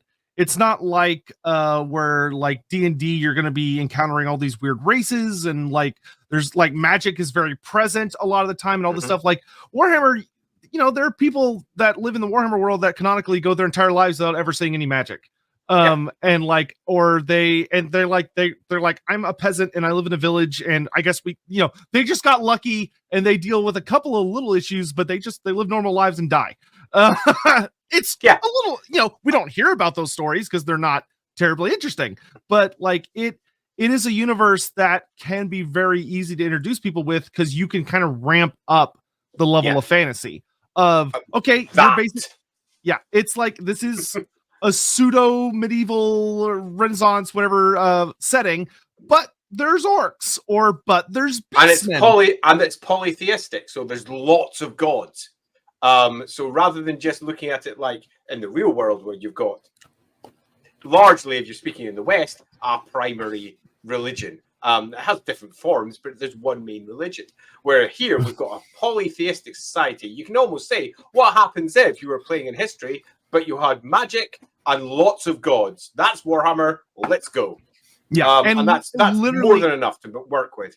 And the other thing, my favorite question whenever I'm introducing someone to Warhammer, I always ask them either, what is your favorite fantasy creature, or what is your favorite like historical setting, if they seem someone that's very keen on that kind of thing, because there is a corresponding element in Warhammer somewhere. We all know that Warhammer was based upon literally everything that they had miniatures for. Let's throw it together and away we go. And everything they had miniatures for were all the historical stuff, all the fantasy stuff, all the different various licensed stuff that they pulled together, just dropped into one setting and then made sense over the course of, in some cases, decades, in some cases, almost immediately. It's good times. yeah, that's definitely a perfect description. But how to introduce if they are interested more in elves or dwarfs? Well, I think starting it from the human perspective is always good, but once you get there, then you can open up that idea, kind of like what Andy said, of, do you kind of like the universe so far? And they go, well, are there any elves or dwarfs? And you go, yes, and then you can kind of expand into that. Especially this is they're very approachable elves and dwarfs, because they're very heavily inspired by other elves and dwarfs. Yeah. I would add that this is a very common issue for people who are wandering into Warhammer for the first time. It's the classic, I want to be an elf, or I love dwarves, I want to be a dwarf. They're there, I want to play them. And there's often resistance to this from many GMs, because they're aware that if you're playing Warhammer versions of these, it's actually pretty hard. It's not an easy thing to do, because Warhammer elves are not like humans, and Warhammer dwarves are not really like humans either. They've got a very different society. They've got a whole variety of things that make their communities and their cultures very different. But really, if you're just playing around to introduce folk, it doesn't matter if people don't do it right. You're just having fun. So you can have fun, mess around with it, and say, well, this is what the Warhammer version of them's like. If you want to keep on going, how about we incorporate parts of that? So don't try and make everybody correct to begin with. Yeah, it doesn't have to be canon. It doesn't have to be canon. Make mistakes, do it your own way. If you want to have a lizardman in your party, fricking go for it. I mean, just take a look at what Warhammer Quest did as it slowly but surely changed over the course of its iterations. To begin with, it was largely, here we are, Warhammer Quest. It's all humans, maybe an elf and a dwarf, and fuck it, we're going to have a Chaos Warrior. Woohoo! Okay, we now have a Chaos Warrior PC. Let's go! And then it just developed on further. And then there was Dark Elves and Ogres and all the rest of it. And that is what people who look at Warhammer from the outside see as the first steps into it. So if you immediately then say, no, you can only play a human, all you're going to do is aggravate and upset. And there's no reason to do that. Just get stuck in, play around with the things, and then turn them towards the Warhammer setting that you enjoy playing or you want to present. And it might end up being a Dark Elf, a Nurgle champion, a Coronate person, or whatever, all piling together towards their own nefarious ends. And that's super cool. Yeah, and I think there's misconception and advice to how to deal with it. I think a lot of the problems that even an experienced GM could run into if they're not careful about it is a new person coming in saying, oh, I want to play an elf or a dwarf or whatever, because they're more familiar with the D&D system where race doesn't matter a lot. Like it's a small modifier in D&D. Like if you play a dwarf versus a dragonborn versus a human versus an elf, in D&D, those are very small nitpicks. It's much more about flavor. In Warhammer, there is a huge freaking difference between an elf and a human. But if you have someone new coming in for the first time, they're like, oh, I really like elves and I want to play one. You do not have to look at them and go, oh, well, an elf is like super crazy hard and yada, yada, yada. And you have to deal with like this societal issue and your stats are crazy, whatever. There's nothing wrong with being like, okay, we're not going to do exactly what the book says an elf is to start. I'm going to have you like roll up a human and we're going to work on the role play aspects of being an elf. And then maybe later on when we get off a one shot or whatever, we can then step into playing a full on elf and see if you still like that experience and take it like bit by bit. Because I've seen situations where someone is like, I want to play X and the GM will just say no. And it's like, you don't want to say no. You want to find a way to make it work. I say no all the time though. Well, yeah, that's I'm a dick. Sorry, I should rephrase that. You should say no plenty of times as a GM. It's totally fine to say no. If someone goes up to you and they say, I want to play this, and you look at your setting and go, that's not going to work. You could say no, but let's work together and see, why do you want to play that? Maybe we can find something within the system that I'm going to be running where you will be happy. I do think it's important for GMs to say no. Yeah, I agree. I'll give a clean example of that. I'm in a somewhat unique position in the game that we're running just now. This is my, oh my God, I've got so much work on, or I've been so ill, I need some stress relief. I'm streaming a game. Oh my God, it's online. What am I even doing? That game, the Lawhammering one. But it's unique because I'm literally creating the rules that we need. I'm literally building up a completely different version of the Warhammer world using the rules that we're building. And I did that because the core set of Warhammer Fantasy Roleplay 4 was designed to be, it's a legacy game. It was designed to be reflective of what came before it. And when I passed that all over, another developer changed parts of it into something different. And we had long discussions about how to do that, and it manifested in a variety of different ways. But it's fair to say the final result was not super fast at the table. And I wanted, for a streamed game, super fast at the table. And we were going to be playing face-to-face. We're not going to be playing with any assists from, say, for example, a tabletop program or anything else. We're just rolling dice and playing at the table. So I rewrote it from the top right down to the bottom. And that means that you also have conversations with your players about what they want to play, how that's going to build. And inevitably, sometimes what I build is not necessarily what they expected it to be. So that turns into a different set of discussions on our yes, ands, or no's. And I think the rule should do this. Someone else thinks the rule should do something else. And working together is, broadly speaking, the best way to resolve all of that. And it all falls back to the same thing every time. Whenever you have a disagreement with people, disagreements are cool because that means other people have cool ideas. And there's no reason to don't see disagreement as a bad thing. See it as, oh, there's something to discuss. So how do we get that out? But the big part is you freaking discuss it. If you disagree, you bring it up. And the people who are on the disagreeings on the other sides discuss it out, and you all come to an answer that you're all happy with. And again, I cannot recommend enough that this never happens at the table, ever.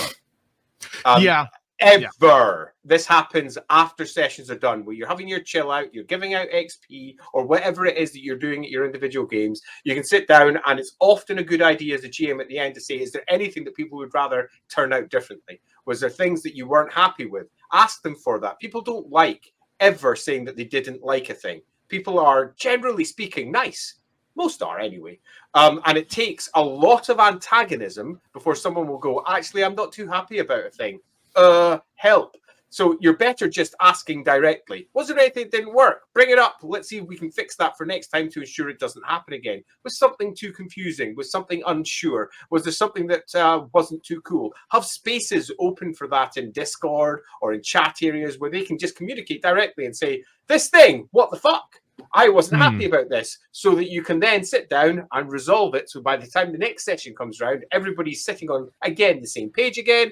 And if there are outstanding issues that have yet to be resolved, everybody knows what they are. And nobody brings them up at the table again because they know that they're going to be fixed at some point soon. So, yeah, communication. May have said that before, but as a GM... yeah, that's kind of if I could have a rainbow come across the screen, it would say communication. Yeah. Yeah, that is it. It will save your bacon every time, because the last thing you want is for an issue to blow up on the table in the middle of a thing, because then it turns into an us versus them situation, which is just always bad. Because you have to remember, as the GM, which I've seen GMs that fall for this, it is not GM versus the players. You are supposed to be is collaborative storytelling. It is not, unless you're just a very particular group of people that really like butting heads. Generally speaking, it is not supposed to be you versus them. It is you working together with them to tell an awesome story.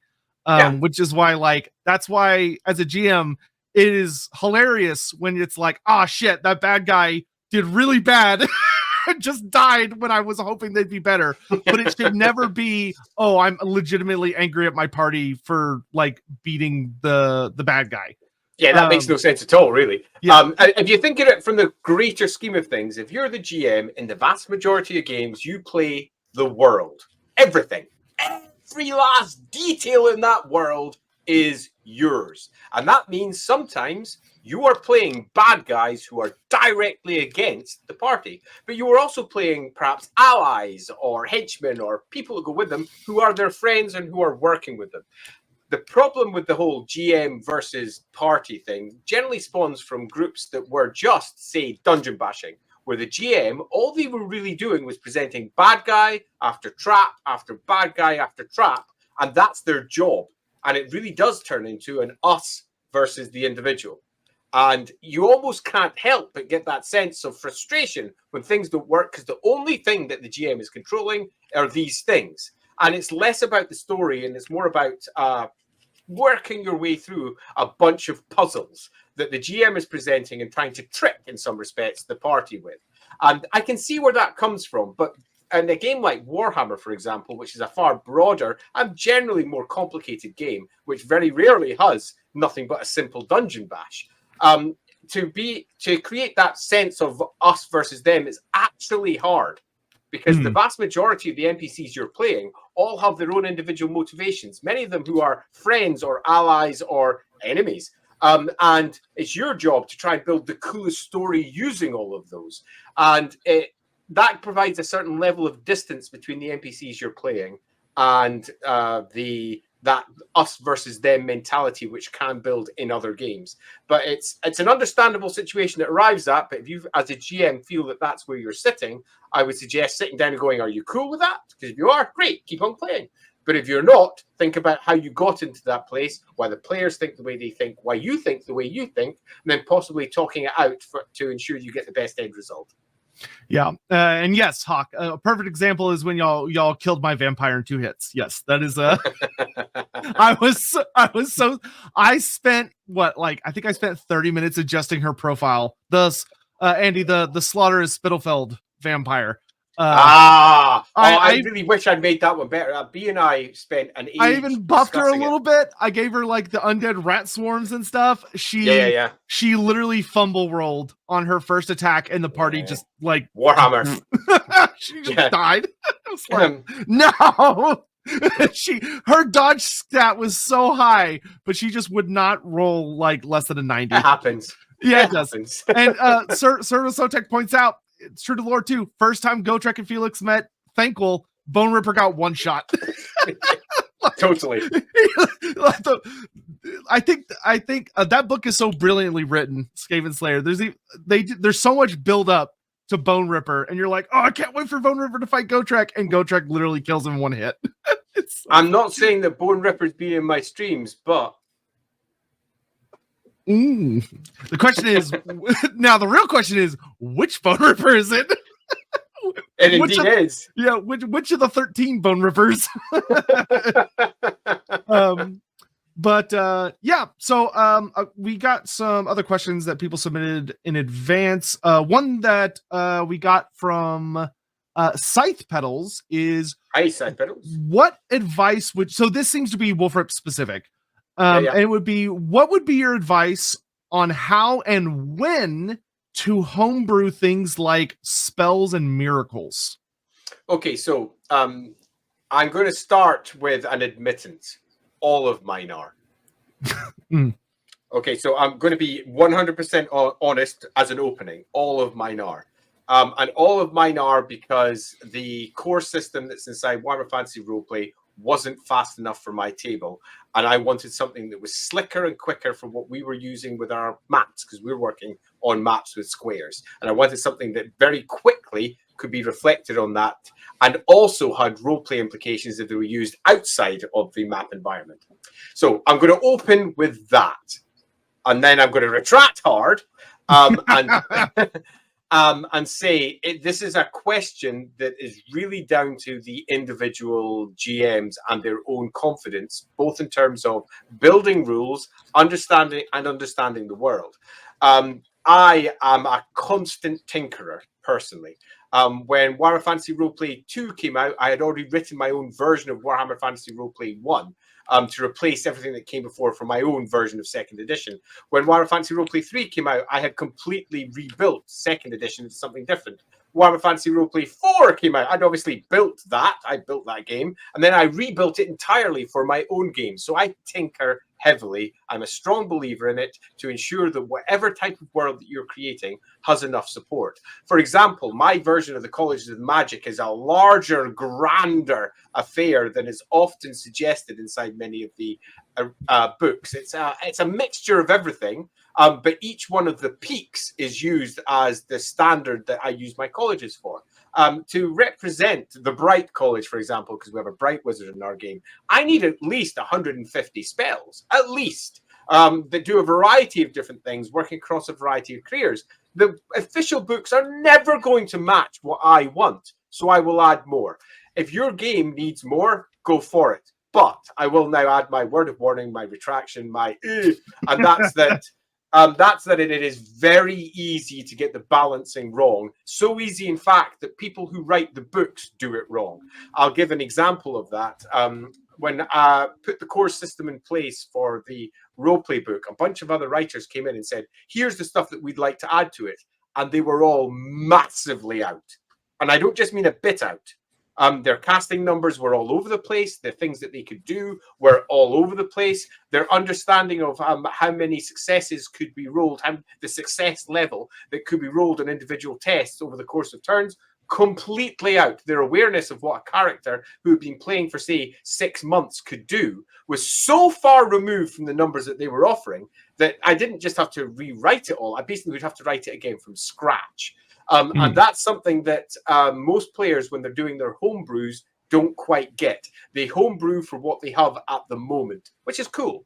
But they find themselves almost digging holes of problems for the future when they get if you play in a single campaign with a wizard for about a year, you're going to find that all those spells that you've built might now be way more powerful than you originally realized, or just useless, because you just didn't build them right.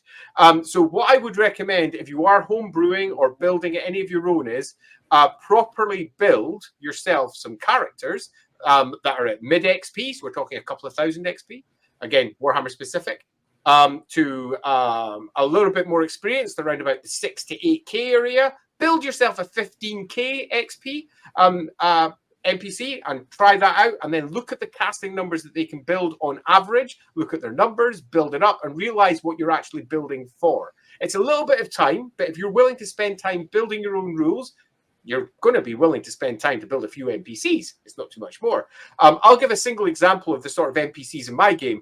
The most recent episode has an NPC that's popped in that anyone who's played the Enemy Within will already know from the very beginning, a character called Dr. Flaster. I just built up my own version of Dr. Flaster. She's a tiny, minor NPC that nobody really pays that much attention to because she was only dropped in to give somebody some healing if they required it after the first encounter. Now, I built that NPC up and turned it into something quite different. My version of her has 25k XP, and she's still not that good. In the greater scheme of what I see as powerful, experienced, capable PCs, she is not that good. So, for example, if I was building, say, let's just say a classic wizard at the colleges, someone who has been a Lord Magister for like the last 10, 15 years, they'd have some in the region of about 35k XP. And that's not the patriarch. That's not someone who is at the peak of the game. This is someone who's near the top, but about 35k XP for the top tier ones. And that is what I was building with my spell numbers and making sure that everything worked. Those people who are going to be casting and using those spells at a later date too. So I know this is a long way around to say be careful, because ultimately that's what it sums up as: be careful.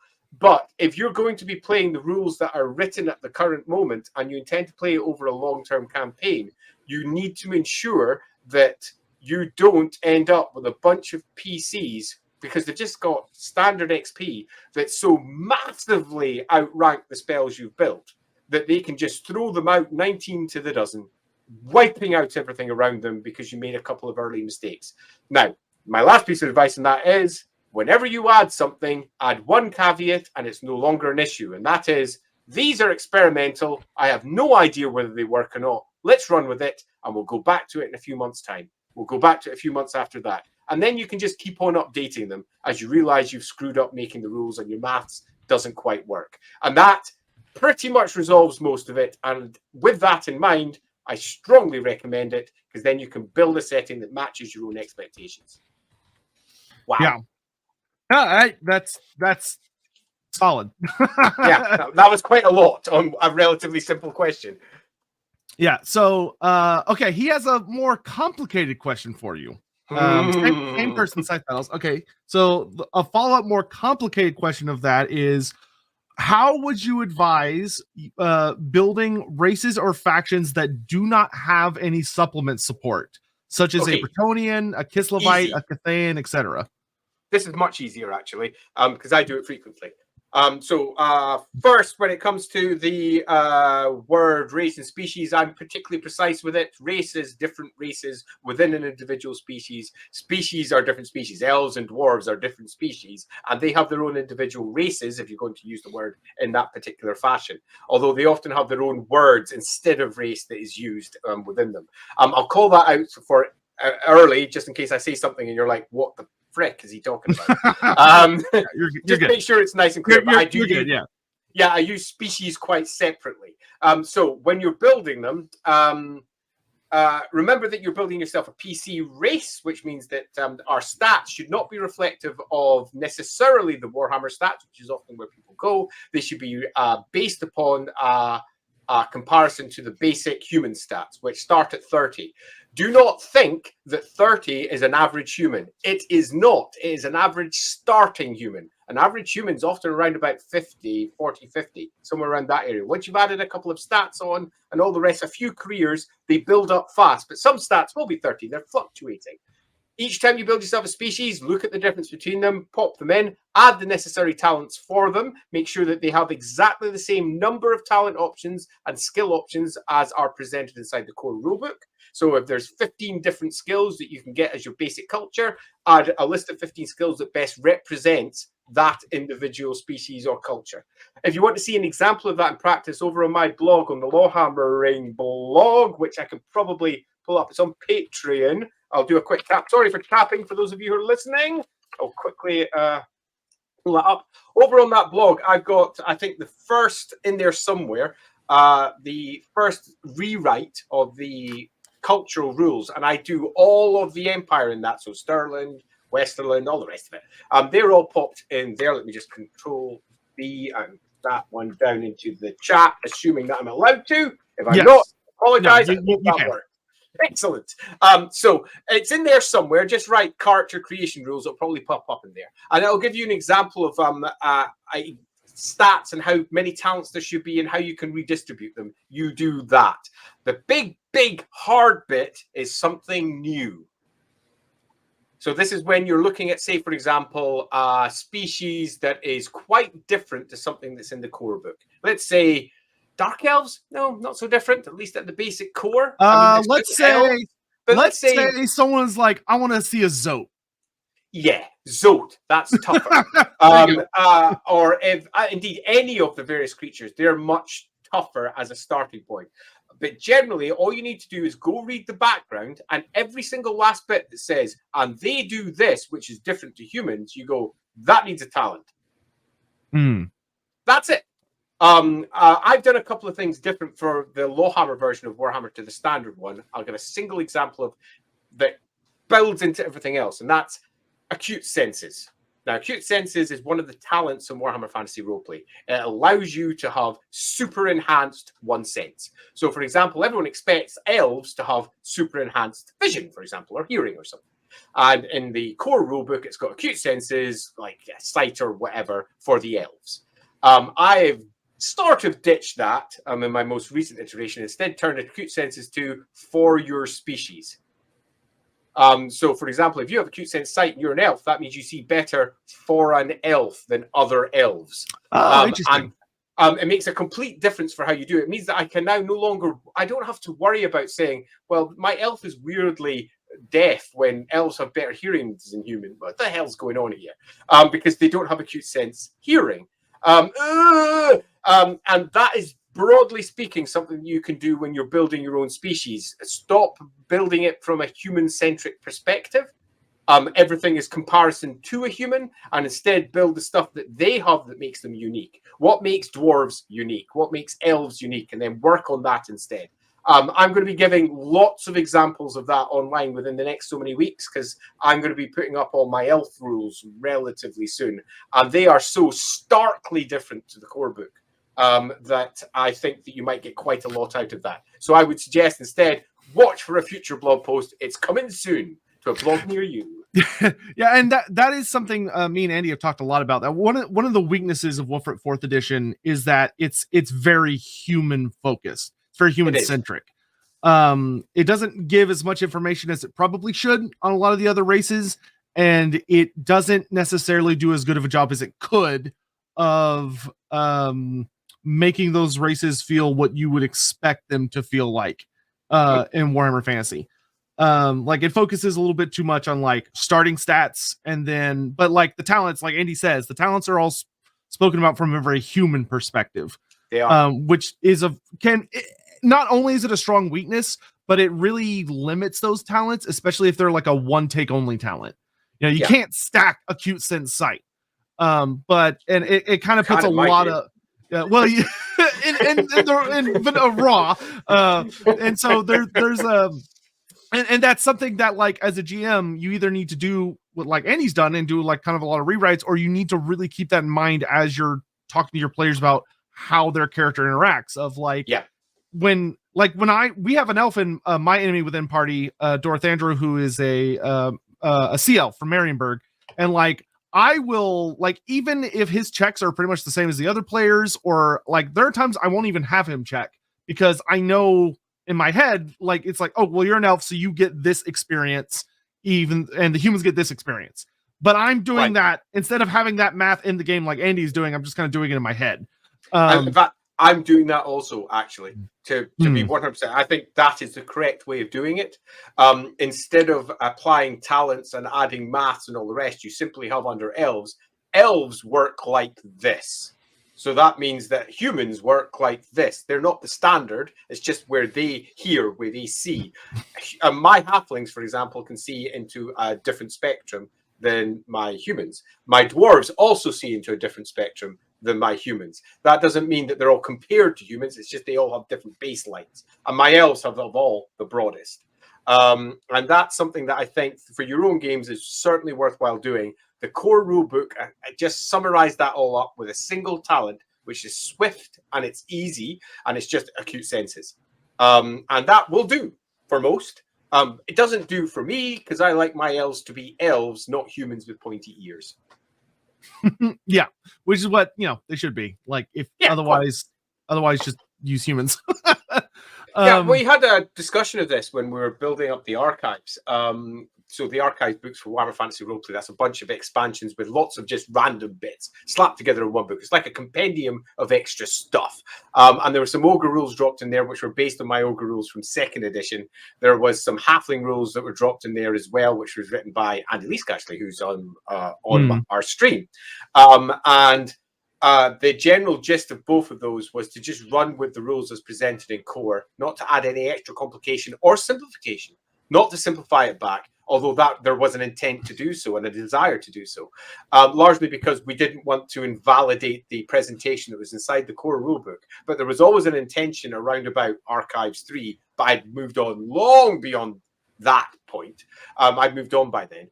But to sit down and just do a big, this is what each of the species are like. And you know what? They're not the same.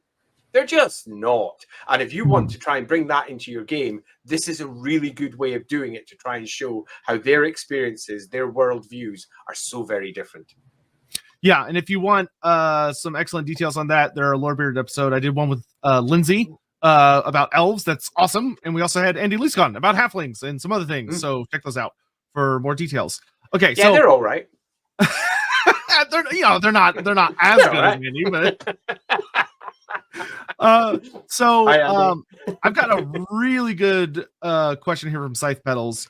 So he asks, so considering that faith is one of the big three of Warhammer, and I think he's referring to the classic quote of faith, steel, and gunpowder, how would you recommend using the good, quote unquote, good deities so it feels like they have influence on the world, especially if your party does not have a priest character, yet your players are role-playing as particularly religious?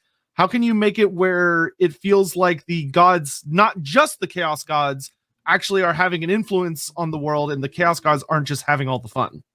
Right. So my first recommendation is one that might sound counterintuitive, but I think is worth stating, and it's something we did for LAWhammering as well, and that's actually limit the amount of divine activity that there is. Now, in my game, there's a reason for it that's in the background, and the version of the Warhammer world we were presenting, but it's got a really good knock-on effect, and that's when it arrives, it's special. So when it actually hits the center of play, in whichever manifestation it has, everybody goes, "Ooh, the gods have manifested amongst us," and all the rest of it, which is super fun. My second recommendation is to do something that was intended to go into Archives 1, actually. It was an article that was going to be written by Lindsay, and B was working on parts of it as well. And that is to broaden the prey skill. The prey skill, I would recommend dropping that to a basic skill, and I would use that for people to visit the various cults, the various temples, and to pray, to make offerings, make sure this is played up, and give it actual potential benefits that the players themselves can secure. So, for example, if they wanted to go into war and they pop over to one of those great fortress, let's say, temples of Ulrich, and they pour some beer around the base of the shrine, make some sort of offering. They do themselves a base prey test, and they potentially gain some sort of benefit. Now, Warhammer Quest did this really well. It's an old game from quite some time ago, and I'm talking about the 1990s version of it. I'm not talking about the Warhammer Quest that was made for Age of Sigmar later. And it had a bunch of places that you could visit that were randomized in some places, or ones that you could just go to, and you rolled on a table and you got a potential benefit for your next adventure. Those rules were uplifted and dropped into the Endeavor rules for Warhammer Fantasy Roleplay.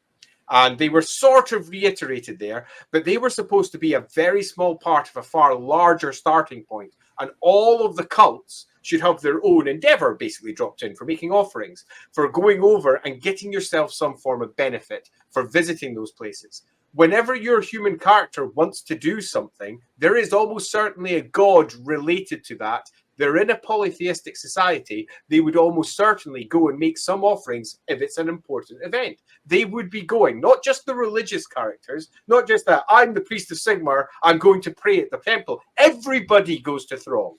on Festag. They all go to the Temple of Sigmar. They're all praying. They're all doing it. And enforcing that as a part of it, which goes on to my third recommendation. It's you. You're the one that will make this happen by telling the stories that make it clear. Track the week. When Festag comes round, have all the shops shut down. Everyone's trooping towards the Temples of Sigmar. Everybody's doing something on the Festag day. They're getting preached at. Everybody's expecting everyone else to go, particularly if you're in Reichland. It's a completely different atmosphere on the streets. If there's a particular event coming up that's tied to one of the gods, make everybody be popping over to that temple, making offerings, have religious events happen again and again and again and again. There's not a week that goes by that doesn't have some form of festival in one of the villages somewhere to one of the gods. Constantly reinforce that, constantly show how these people are not worshippers of Sigmar. They're not. They're worshippers of the gods. The gods are a part of their life. And this was something that we tried to nail down with the Tome of Salvation back in 2nd edition of the game. It was the first real, I think, stab at showing that for all we always knew, the Warhammer world was polytheistic. It was a world where there was multiple gods, all of whom had their own spheres and areas of interest. It had, even at the 2nd edition point, reached a point where the Empire was seen as being synonymous with Sigmar, with a couple of the other gods being mentioned every once in a while. And the Tome of Salvation was an attempt to show it's a really big, complicated, polytheistic world, but ultimately that will only be true if you present it that way. If you don't, everybody's going to forget it, much like they do in some respects in the modern world, where religion is often seen to be a private thing that's separate from everybody's day-to-day lives. Some people are hyper-religious and it informs everything they do, but we're almost in a society nowadays where it's considered rude to discuss these things publicly, so they don't. So religion is sort of faded down, particularly in the West in general. Obviously not for many, and there's many people out there going, what? No, religion, core to me. That's fine. That's cool. I get that. I'm just talking in general, particularly in Europe. And again, there's going to be Europeans out there going, what the? You get what I mean. I'm making a general point. And that's not what it's like in the Warhammer world. The gods are real. They just are. Now, whether the gods in your world are real because they are tied to chaos gods, real gods, etheric stuff, daemons, whatever you want them to be. It doesn't really matter. They are real. They have real, palpable effects. Miracles are real. People who are blessed by the gods are real. A basic one, you attack somebody who looks really weak. The gods may indeed bless them on the spot and retaliate. It's not a safe world. It is dangerous, and everybody is constantly living in a state of danger. If you do something that pisses off one of the gods, that god may intervene.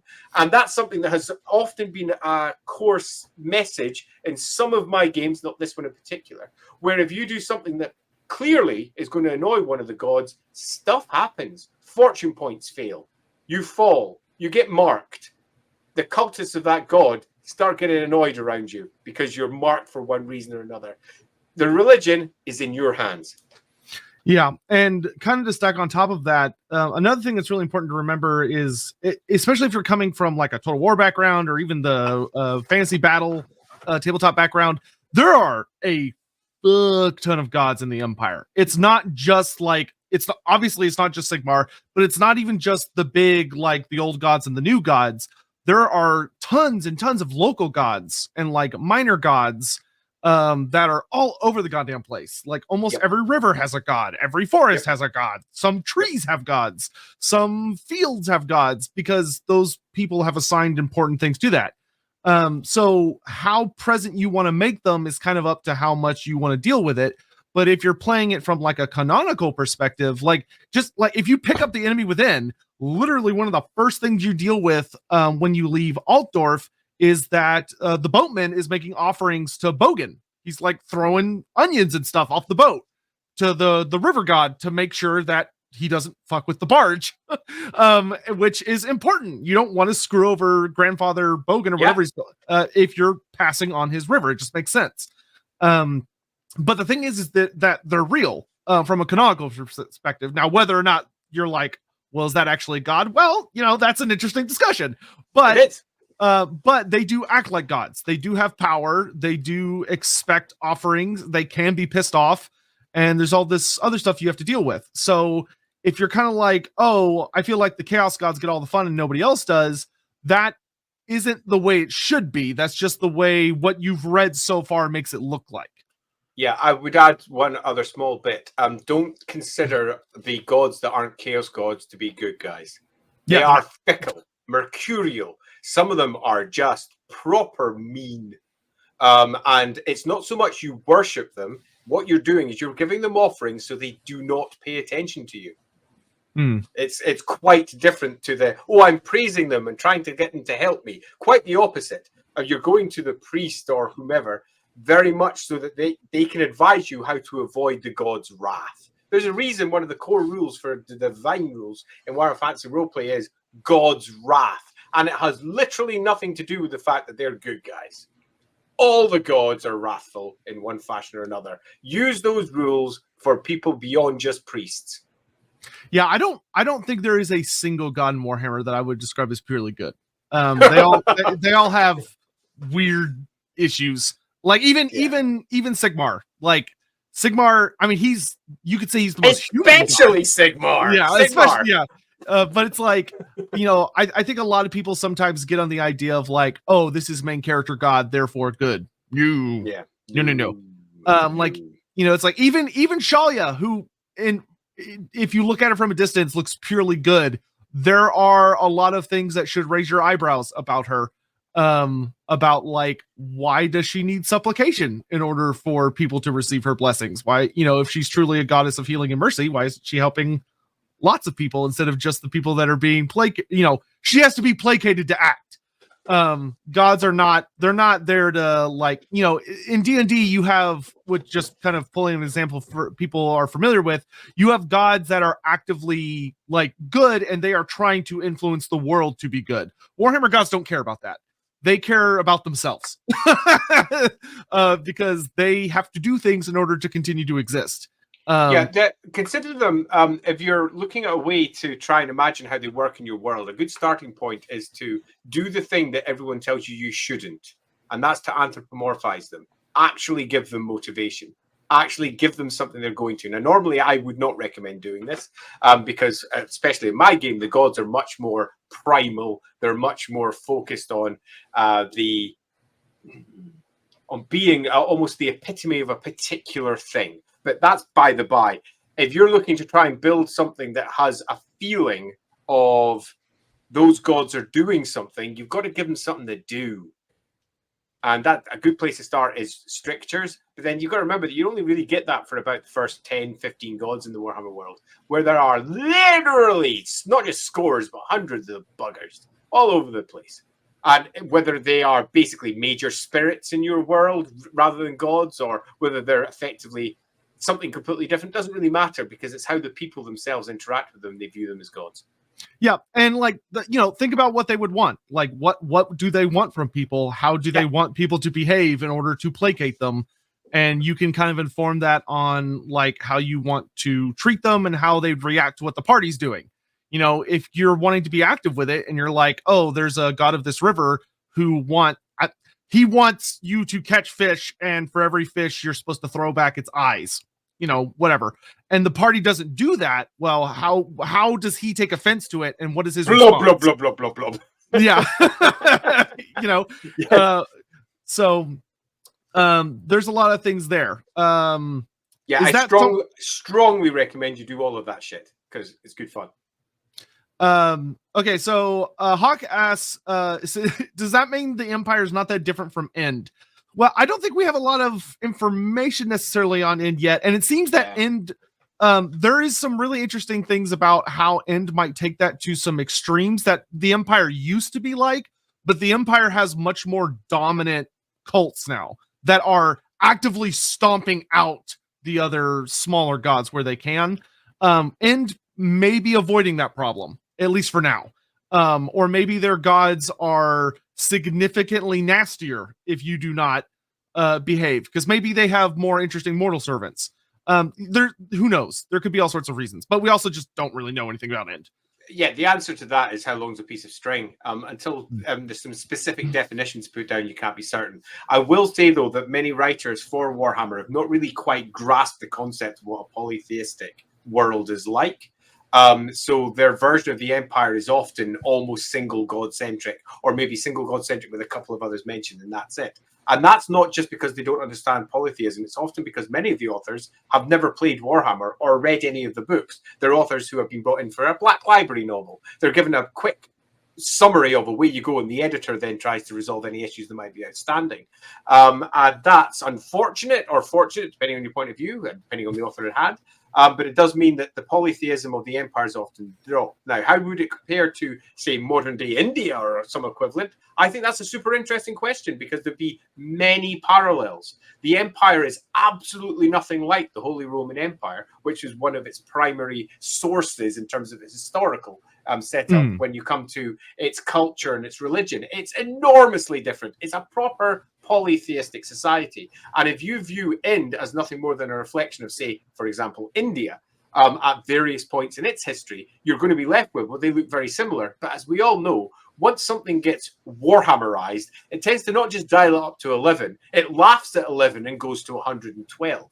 And it's quite likely that whatever version of Ind that they build, in the end, once it's given proper flesh to its bones, rather than a couple of quotations here, a couple of extra details, it will be everything that you'd expect, plus quite a bit more as they build on top of it. So the ultimate answer to that will be, I imagine it will be quite different come the end. Yeah, and to reiterate, just because I saw someone kind of ask a question in chat, I'm not saying that every single river and every single tree has a god in the empire. That's not the case, but it's often where there are locals, where there are people. The gods, like, they have a vested interest in people worshiping them. If there's nobody there to worship, there might be something there. But I'll go further on that one. All the main rivers do. We wrote that specifically. So you're talking like... Yeah, that is talked about in Enemy Within, I think. Yeah, totally. The Delb, the Bergen, the Reich, the Talabek, all of them do. All the minor tributaries might have spirits associated with them. They might have things that live within them that could be perceived to be gods by some and maybe worshipped as them by some. I think absolutely spot on that often if there's not folks around, they won't go. But it was written in, for example, the Tome of Salvation, that some gods that were no longer worshipped, that no longer came back and found worshippers. Yeah. So there's complicated layers to it all. But in terms of your game, make it work for your game. Yeah, do whatever makes you happy. Don't worry about the specifics. Totally. Screw the specifics. I can imagine someone out there's like, how am I going to handle this? It's like, just don't. Just don't. If it's too much, just don't worry about it. Yeah, just don't worry about it. Just carry on with whatever you think. Yeah, rocks. There are a lot of fun stories there if you want to look into them. Like, you know, if you want to explore, what would it be like if a god who nobody worships does come after people and wants to be worshipped? There are a lot of very scary ways that could be done. I think Sul is particularly called out in the Tome of Salvation as doing that. That was a god that was wiped out by the cult of Talabek. Not Talabek, by the cult of Tal, when the Talabek landers went swiping through the Telutans, as they were back then, and wiped out all of the Solanders at that point. Sul, the god of the Solanders, was largely gone. And that one came back and is also related to Solkin, for those of you who know your old Gods of Law stuff. But another one, Aholt, is another god, a god of almost sacrificial fertility and really nasty. That's a god that completely changes because all of her worshippers were wiped out. And she came back vengeful as fuck because of that. So there are examples of gods that have literally no worshippers coming back and doing some pretty horrendous things because of that, and they make for super fun stories for individual Warhammer Fantasy Roleplay sessions if you fancy. But equally, you can ignore them all and say, that's just stories. That never happened in my world. That's just things that people say. The truth of it is the gods are this instead. So don't view it in any way as something that pens you in. View it as something that perhaps can excite your imagination as to something that will work well at your table. Yes. All right. So I've got one more. It's still Warhammer Fantasy specific, but one more kind of GMing based question, and then we'll kind of open the floor to. And chat, if y'all have any questions, feel free to just throw them up, and I'll ask them if I think they're kind of relevant to the discussion. So someone asks, Sun Kyle asks, when dealing with Second Sight, there are descriptions on how to handle the 8 battle lores. how am Yeah. I supposed to handle all of the other lores of magic and priests? So like the lore Right, of super easy. Slanesh versus the lore of Big Wa and Little Wa, priests, etc. Yeah, this is easy, much easier than you think. Now, first one, I'm going to open with a regret. I really wish I'd made the site a skill and not a talent, because that would have been a much easier way of immediately understanding how it works, and also within the skill, explaining it all out with a little bit more depth. We dropped it as a talent for ease of use and because we had a certain amount of skill slot problems with one of the earlier iterations of the rules. So I'll first immediately start off with the rulebook itself could have handled this better. That's number one. Number two, don't think of them as the lores. That is a very, very Warhammer Fantasy battle way of viewing it. And it starts to complicate affairs because there are a lot of lores, but not necessarily so many winds of magic behind them. So instead of thinking of them as the overall lores and how each of those lores may manifest in the world, instead think of the winds that are fueling those lores. And typically that will mean the 8 winds of magic that everybody knows and loves, possibly dark, dar, and that creeping, almost venom-like, as in Venom the movie, like horrible substance that wanders around being very much black magic, super powerful, super concentrated, and nasty. Like a living tar. Yeah, like a living tar. That's one way of viewing it. But it being magic, it can be viewed in lots of ways. It can be like a big, horrible, oily substance that has managed to coat everything as well. Different ways to view it in different perspectives. So that and dark can be used for all of your chaos lores, all of your nasty magics, your dark magics, and everything else. So you can simplify it down to a single set of descriptions, which are then influenced by the other winds of magic that are prevalent within that type of magic that's coming up. For example, the lore of Nurgle. Lore of Nurgle in its various forms draws heavily from multiple winds. For example, the green wind of magic, Gyron. It's Gyron gone out of control as everything starts to become diseased and cancers grow and all goes horrible as it pops out with pustules and everything else. Its growth uncontrolled anymore, reaching a ripe, horrendous, horrible outcome. But it's still the green wind of magic, which makes it a lot easier for you to describe as a GM for those of you who've got wizard players. So you don't need to start going, well, I need to figure out how Nurgle manifests. I need to think about how Slanesh manifests. No, they're all using the same winds. It's just these winds are being combined in different ways when you're working on the chaos lores. And because they're being combined, an enormous amount of DARs being wrapped up into that as well. That horrible sticky stuff that works through it all. So concentrate less on the lores. Think more about the winds of magic. Simplify it for yourself so you basically have the 8 winds. Think how they impact each one of the lores. And this is where, if we'd written out the skill, it would have been written out quite clearly in detail. And underneath each lore, it would have said, it uses these winds and this is how it works. Yay! But sadly, not enough space. I actually had that all written out because I was going to be doing that for the magic book. But the magic book that they released doesn't have any of that in it, sadly. It was largely a college-based version where the magic book that I had planned had all of the chaos lores in it, necromancy, demonology, all the rest of it, all lore. That would have been nice. Yeah, because by that point, it was no longer just the right clan we were dealing with. It's Warhammer, so to speak. So you need all that shit. Yeah. But you also have then, you move up towards high magic when you're taking all the winds and you're combining them into this greater whole. How does that manifest? Now, unless you've got high magic in your game, you don't need to worry about it because it will always collapse into Dar unless there's someone who is capable of doing that. So you can really, if you're looking at trying to explain it all, just use the 8 winds and Dar. And then we got the orcs. Greenskins are their own thing. And they pretty much generate their own magic by their very existence as they pull together and they build up their Wa energy, for want of a better description. And it's almost much more, as we move on to the next part, divine based than it is magic based. But much like the chaos lores, it uses the magic rules. It doesn't use the divine rules.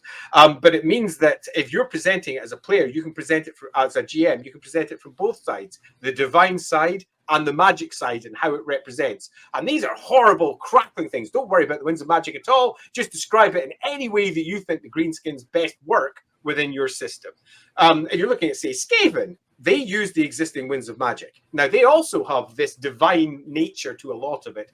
They have, after all, seers, grey seers These are people who are representing the Horned Rat himself, looking into the future and enacting the great plan of the Horned Rat, whatever you may believe that is. But they're still using the winds of magic, which means that you can use the same descriptions for them that you use for everything else. It's really, in the greatest scheme of things, only the orcs that break the rules. But we all know the greenskins break the rules for almost everything anyway, so that's cool.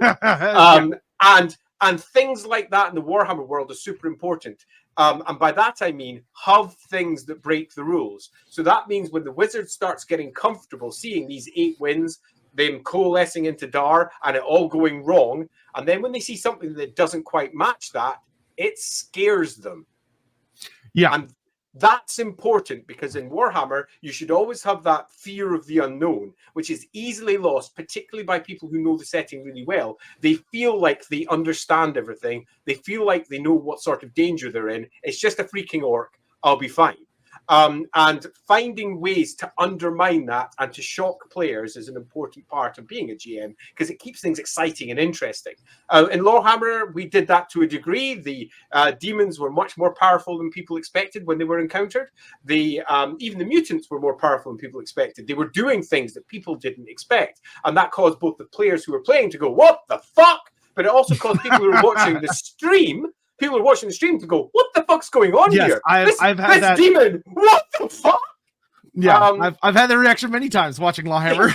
Indeed, and it's an important component of in keeping it exciting and interesting. But that only works if you've got a baseline to work from. So to cut it all back, for magic, stick to your 8 wins and Dar, and you've done most of the job. For divine stuff, priests just don't see that shit. They might be able to sense some basic, there's magic in the area, depending on the talent mix, but they see none of it, except for the light wind, because the light wind is absolutely attached through to holiness. They're hierophants, they're priests, they're light magic users in particular, and that holy white wind does get detected by your priests. On the divine side, you make it entirely, now this is going to sound ridiculous, but mundane, as in the effects that the miracles describe are what happens. There's no magic laced through it. There's nothing. If it's a fireball that comes out of the sky, it's a literal freaking fireball coming out of the sky. And anyone with the divine talents will know that that is holy as fuck. But they are not going to say, oh, yes, there's winds of magic laced through that doing X, Y, and Z, because to do that is to utterly diminish what divine magic is within the, to use the term divine magic, within the Warhammer world. It is quite deliberately different to how magic is handled, and it always has been right back to the beginning. Fantasy Roleplay 1, you could argue there were similar rules, but they were still discreetly different. Yeah, God, we're gonna have to do a whole episode on magic. Easy. Yeah, but so there was a, oh God, where is it? There were a couple questions that came in. So okay, this question I can't answer it because I'm not familiar enough with D&D. You might not be able to answer it because if you're not familiar enough. So someone, Cash Slaughter asks, do you have any GM tips for someone playing Warhammer Fantasy using D&D's system? Yeah, this is an interesting one. This has been asked a few times down through the years. And it's been asked on various forums that I've been involved with. And nowadays, you'd be probably looking at Discord servers or Facebook groups or whatever. And this comes up largely because a lot of people like D&D and people want to use D&D because that's the game that everybody else plays. So they want to do it. Now, can you do it? The answer is yes, easily. As a good example of this, if you want to see a game that has been adapted for this, I actually recommend doing a small amount of investment and go check out the Lord of the Rings role-playing games called the One Ring, and it's got a D&D version as well. Compare and contrast. They're massively different, but exactly the same game, going towards the same goals with the same feel throughout it. And what they've loosely done is they've taken D&D and they've ported over all the key points from the core rules themselves from the One Ring, which is its own unique role-playing game, and they've adapted them over towards D&D. Now, that means on the Warhammer side, what would that be? You'd be looking for clear rules for corruption. You'd need to add them. You'd need to look for clear rules to represent the changeable nature of careers if you wanted to respond to that. It takes a very small tweak to make the potential for multi-classing an equivalent to then move over to D&D. You'd be looking for very clear rules for how the magic represents itself in a slightly different fashion. And you just go through each of the primary, let's say, themes of Warhammer, and you ensure that they're passed over. Fate points. In Warhammer, you are playing someone who literally has a destiny of some sort. Their destiny might be to die under the claws of a rat ogre, having saved someone else by their very death. So it's not exactly the most noble of ends, but nevertheless, when in Warhammer, you are playing someone who has some form of fate for one reason or another. So reflecting that over in D&D and building your own fate point and somehow influence meta currency that allows you to influence what's happening in the world around you. In Warhammer, that's fortune points or an equivalent that allows you to effectively reroll tests, affect the world around you, be lucky. PCs are lucky. One of the gods is looking after them, or they've got faith and destiny for one reason or another. Perhaps it's Tzeentch himself is using them to bring about the end of the world. Who knows what it is? It doesn't really matter what it is, unless you want to build a reason for that for your own game.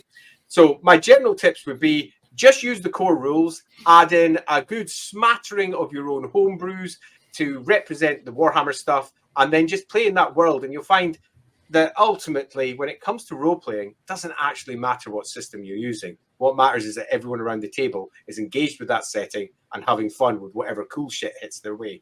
It does mean, though, if you are homebrewing, you've got a lot of work to do for building stats, for various different creatures, for building everything, really. And it's much easier sometimes to take a game that has been specifically designed to represent all of the unique qualities of that setting than it is to use D&D. But I fully I fully accept that many would prefer to play D&D. It's worth a go. Yeah. It's up to you whether it's going to work. I know I know people have done it. I don't know how they do it, but I know people that have done it. All right. So we've got a question here. I'm curious what your answer is going to be, because I bet my answer will be different. So Camilla, she asks, how would you go about building an Amazonian priestess? Does Rig have enough lore, or would you simply pull things from the Norse goddess Frigg? Yeah, no, I wouldn't. That would be, I think, a waste of quite a lot of potential. Or Goddess Rig has a lot more potentially behind it than just simply, let's just make them Norse. If I was doing it, I would probably dial down relatively hard on the old lore, because I literally couldn't help myself. I'd be looking to represent... I just couldn't. I'd be looking to ensure that we brought a lot of old one connections through in it. I would build up a story for Rig that was far more related to that, and stood as a potential counterpoint to how many of the Lizardmen tales explain things. Because one of the great joys of the Warhammer world is that every species has got its own opinion, and none of them are necessarily correct. The Lizardmen are often granted as they're the ones that saw it, but they've got such a unique view in the world, and it's also a received view. This is a view that was given to them. This isn't a view that's necessarily true per se. So what I would try to do is build up something that made them unique, fascinating, interesting. It mirrored the tales of the Lizardmen with which they are so very closely tied, but it did not necessarily reflect them. It directly. It gave a slightly different view, a twist, something new, something exciting, something that provided a host of new rules that made them unique and interesting to play, and wasn't just some rather bad reflection of, we want to have kinky Kioset Amazonian girls kicking around in the Amazonian forest, because Amazons in the Amazon forest, yes, but hey, my king there, brilliant. That's bullshit, and feels very 80s. And I would almost certainly use that to inspire stories, to speak to the tales, but I would ground them in a different reality, and I would try to make them unique and fascinating. As to what exactly that would be, literally until I sat down and wrote it, I wouldn't know. You, for example, give one suggestion, which would be to take Frigg. I would be kind of heavily resistant to that, largely because it's almost lazy. I would be looking to look at the entirety of the Warhammer world in that area and build a really good story for why they still exist, how they still exist, how that ties back to all the different versions of their belief systems across the Warhammer world, and then in their unique secluded area, what that makes, how that tells a different tale, so that when people like Loremaster of Sotek comes along and reads it, they go, holy shit! If a part of this is true, that means when that lizard man city fell, that means it could have fallen because of this and not that. And they all say it's this, but it might not have been. It could have been this shit. I think they've got an access to a key to opening a door to a slightly different version of the truth, which may speak to the overall truth in an interesting way. So, without actually answering the question at all, and saying what I would specifically do, the general tone, I think, would be that. And Camille, what I would recommend is the big. Actually, I agree with pretty much everything Andy said. The big thing about Rig that makes her really fun to explore is that it is a her. One of the things is all of the Lizardmen don't have a concept of sex and gender. They don't understand it. They literally don't understand it at all. And so the Lizardmen have completely ignored Rig, and she is kind of an outcast because the Lizardmen don't understand what her function was, because she is painted as this like almost like motherly figure of the various races. But to the Lizardmen, that doesn't mean anything. So you need to explore the idea of, okay, is there only one female old one? Why is she so strongly associated with femininity? Because I bet there's not just one, but why is she the only one that's remembered that way? What did she do so specific? And why was she kind of seemingly outcast from the others? What caused her to kind of set up a separate base on an island near where the other old ones were, but she was off doing her own thing? Supposedly she had a daughter, Calith. What's the situation with that? Are there descendants of the old ones? If so, then what are the Amazons really? Are they human or are they something different? Supposedly, damn straight they are. Yeah, it's like that's more fun. Yeah, supposedly they're all female. If that's true, how do they continue to exist? Are they immortal? Have they figured out some other way? The Lizardmen spawn. They don't procreate through normal means. Maybe the Amazons do something similar. There's a lot of really interesting ways to explore that. As far as like the priestess system goes, I think Andy would agree in saying that I would not make it a traditional priest. I would probably go more of the shaman route, where you're going to take more from like, you're going to be a wizard that has kind of like priestly leanings. Because like you think of the Slann mage priests, they are priests, but they are wizards. Skink priest, it's a priest, but it's actually a wizard. I would follow that same logic. Probably very similar to the Lizardmen. Pull from, I would probably recommend Gur and Gyran being your heavy inspirations to separate a little from the skinks that are more. You don't think so? I have an alternative. I think I might go heavily into Chamon, depending on how you want to play it. Really?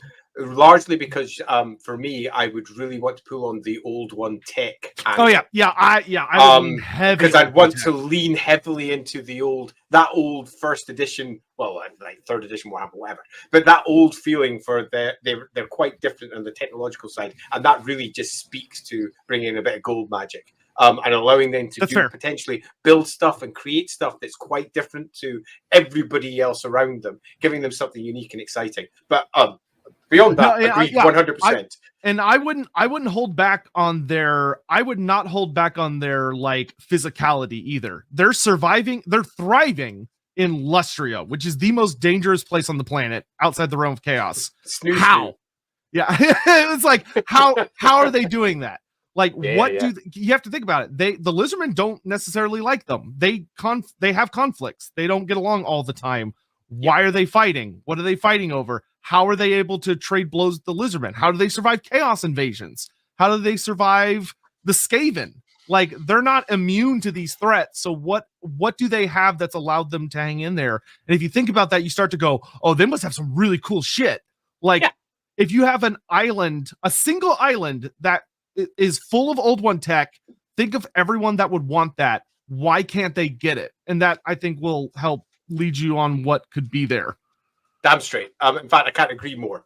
The more that you look at all of the cool that's around it and all the cool that's been written before, and you then try to make it, now this is going to sound stupid for Warhammer, but make it real.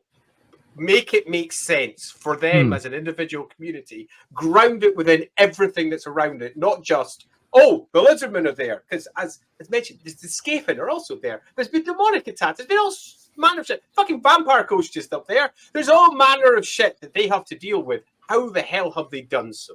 And I think that answering all of those questions in a fashion that's super interesting and also pays respect to what came before would create something unique and exciting and definitely worth at least 40 pages of a book. Yeah, and if you're looking for direct inspiration, there are actually some pretty cool White Dwarf articles that are not terribly hard to find online about them. Yeah. They even had the lore of the serpents, very fun lore of magic, had some really cool spells.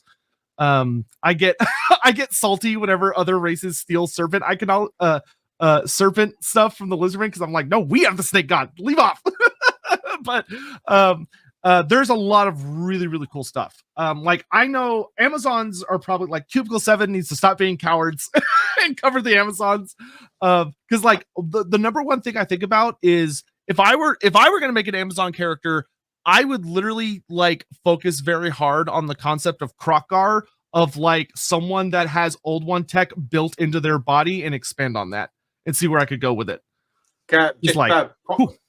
Just a small mention to Hawk's comment there about Sotek and Marathi and snake bodies and everything. Yeah, I tied that all up so it made sense in my background with a strong use of authority as well, and how it ties through to Sotek. We can possibly discuss that in a completely different because that's well worth doing. Yeah, there's a lot of really fun, and granted, themes get stolen by everyone. There are reasons behind it. But like there's a lot of fun things. Also, if you were gonna do Amazons and you're like, oh my god, I wish I had more Old One lore, Tome of Salvation. Honest to God, the Tome of Salvation has some Old One lore that is insane, and it'll make you start wondering about what the fuck. Like even the new Lustria book, it's good, but it doesn't expand as much on the old ones as I would have liked. It's got some cool stuff, but it mostly focuses on the old ones as specific individuals, which is awesome. Yeah. We needed that. I'm cool with it. Tome of Salvation is much more about the race of the old ones, especially through the eyes of the Belthani tribe, if I remember right. Belthani mentioned them. Yes, they do. The elves make a few references as well in that book. A fair chunk of that was in the first chapter, as I recall. Yeah, we're putting it together. The part with the Belthani generally like blew my fucking mind. Like I haven't gotten around to doing my video on it, but I need to because the stuff they say, the stuff that they knew opens up a lot of really interesting notes. And the Belthani, if you take that through to its modern day Warhammer view, are now represented by mostly the Jade College and what remains of the Great Druidic families. So that lore isn't actually lost. Yep. Also, that is interesting. Yeah. Also, their story makes you really wonder about a lot of things because they, as far as we know, were kind of like the original human inhabitants of the old world, and they got curb stomped. Pretty much. They got totally fucked. It was so sad. Like you think, oh, Sigmar and all those guys, they're so cool. Nah, dude, they came from the east. Like they whipped the Belthani so bad. East and south, because tribes that came up from Araby were part of it, and then the tribes that came across the old world, so probably the World's Edge Mountains. So we're really talking about what amounts to chaos tribes. Yeah. They're founded in the same people who worship chaos today.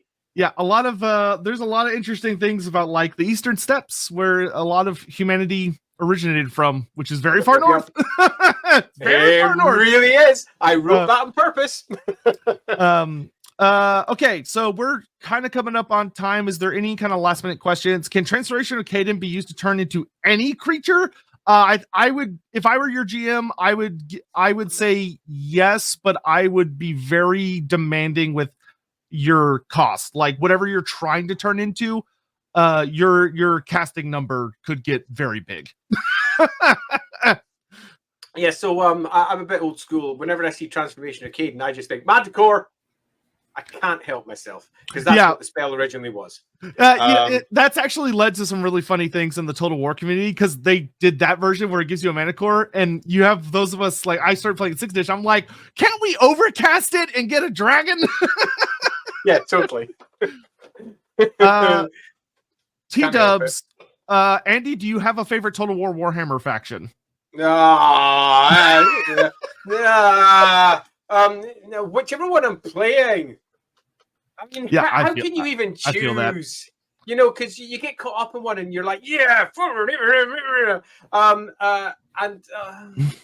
I mean, I have generally factions that I really enjoy writing, so thus they are a bit more impactful when I play them, because I've enjoyed writing in the past, and now I'm almost trying to recreate those stories.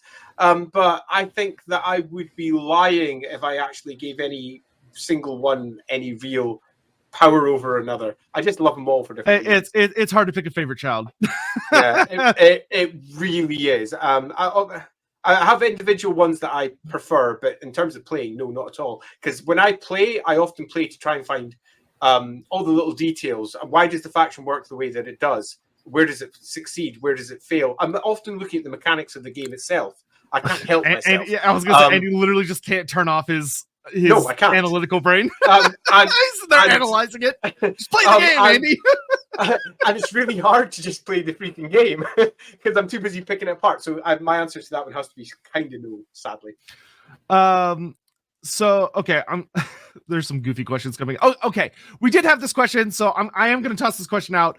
So there was a pre-question from someone that asked about how a GM saying if they had a player that wanted to play an elf who did turn into a vampire, how would you deal with it? even though we both have feelings about that. I have very strong feelings on this. Right, so putting my strong feelings aside, there would be generally two ways of doing it. One is to completely cast aside everything I believe in and to simply make it happen. And just allow it to occur for reasons. And that would be ultimately deeply unsatisfying for me. And I would almost certainly tinker with that later and turn it into something else, which is point number two: create some sort of unique and interesting, fascinating circumstance that allows it to occur. But I can't actually think off the top of my head immediately why, how, what makes it an interesting, fascinating thing over elves who themselves could potentially live for almost ever anyway? What are we getting from here? Is it just the curses and the gash getting placed upon this elf for reasons? And again, why? How is that how is that overwriting the extraordinarily powerful elven soul? How are these things occurring? And I would almost certainly just wrap that up with, well, I'm making it happen. It's some sort of big magic spell, which changes the nature of the entity that goes through that process. Because the only way to really make it happen would be to make them not an elf anymore. And I suppose you could argue that turning into a vampire is nothing more than a particular set of rituals that are seen through, whether it's the draining of the blood, replacement of it, or whatever particular route you go down for creating your vampire from a human. But I would be looking for a completely different style of ritual, something that spoke to draining their soul itself, turning it into something completely different, because elves are ultimately mightily tied through to the aether, to the other side, to the other dimension, to the warp, if you prefer your 40k technology terms. And vampires are material, 100%. They are almost antithetical to each other. They are so very different. So I would be looking for one hell of a story. And you could make a one hell of a story. That's what I would probably do. Well, grinding my teeth. Yeah, I will say, the thing is the second you step into like elf vampire or even dwarf vampire or anything like that, you're literally going into uncharted territory. So just have fun with it and do whatever you want, because there's nothing we can tell you that I think would be that helpful. Because there's really nothing. I mean, you're gonna have to make that shit up. And the easiest way to make that shit up is not care and just say, well, I've got an elf vampire now. Woo! That being said, I would not make them like a regular vampire. If you're gonna make an elf vampire, make it weird. Make it the most unsettling, horrific, nightmarish thing you could possibly think of, because it would probably be way weirder. Yeah, like I'll it would be weird. One little factoid. If you're trying to imagine the whole family tree of how this could come apart, Nagash pretty much learned the vast majority of what he knows about necromancy in his youth from dark elves. Pretty much, if you go back to the original version. Now, it's been rewritten and played about with in a variety of different ways. But take that little factoid that came from the very first Undead book. and then look it back up and say, Dark Elves clearly know a lot about fucking necromancy then. They understand they understand how it can be used to do certain things. They understand how it can manifest. They've got all manner of there's all manner of souls rising out of this particular part of Nagaroth. They're doing this, that, and the other. They're tied to ghosts. They understand how it works. They've got wizzy-woos who can wizzy-woo stuff.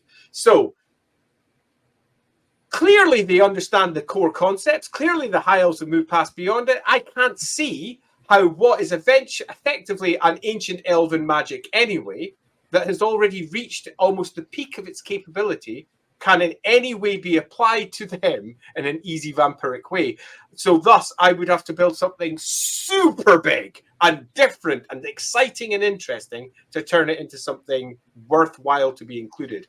I wouldn't be happy with I've got a vampire now. Woo, that was a thing. Because it almost feels like you're just wasting an opportunity for a super cool story. The poor fucker who has become effectively a ghost. A wiped out version of his soul, fragmented and gone, just a material creature, blanched and broken from its from that individual elf's legacy, from no longer worrying about carrying around things like a way shard or anything to potentially capture their soul. They have no soul. They're dead, actually dead, walking ghosts. There's something cool you could build out of that that's so separate from how Warhammer vampires are generally perceived. So yeah, there's something in there. Yeah, like honestly, you could if you wanted to go crazy with that, like you could revolve a whole campaign around non-human vampires. And like what that like, because there's the whole thing of like, if you go back to random parts of Warhammer Fantasy history, you'll find weird vampires. Like I know for a fact there are dwarf vampires that have existed. I don't consider them like to make sense in the modern version of the setting, but like if you're like, well, I wanted a dwarf vampire, hey, that's fine. If you want a lizardman vampire, cool, fine. You want an orc vampire, cool, fine. But work with what that would do. What would that look like? Don't just make it a Transylvanian dwarf. Go crazy, God, no. Go wild.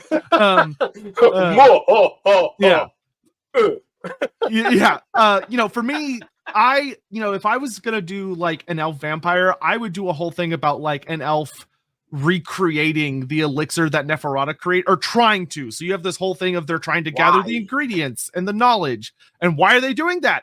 Who knows? Why? You'd have to explore it. Do they want to unleash an army of the dead? If so, why? What's the advantage there? Why are they relying on human methods? Let's see. The one I'm not.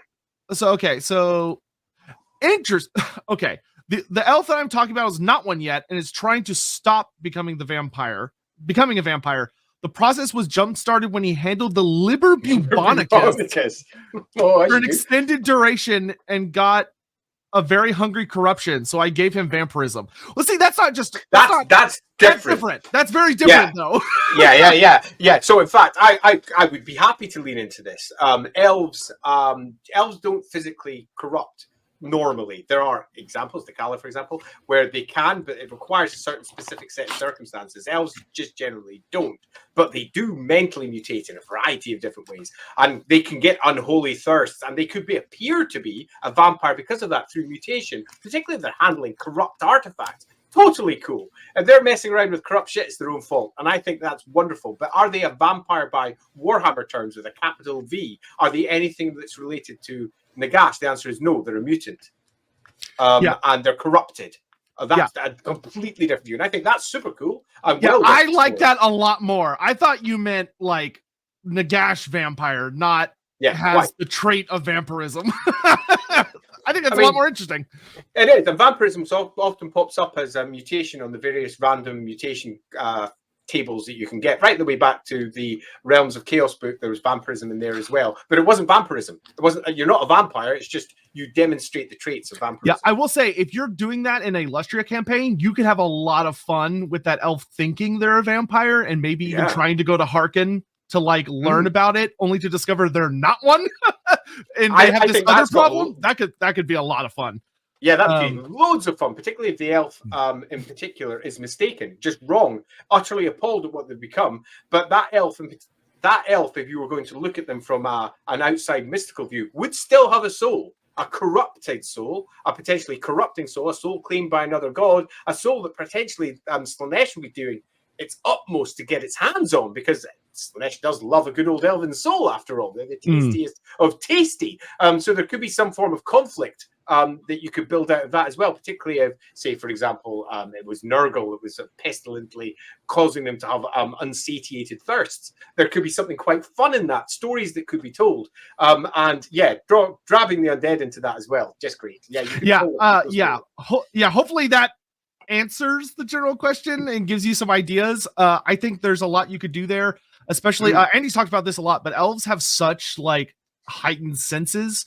An elf that is forced into vampirism in the sense of having to drink blood, you could have a lot of fun with that.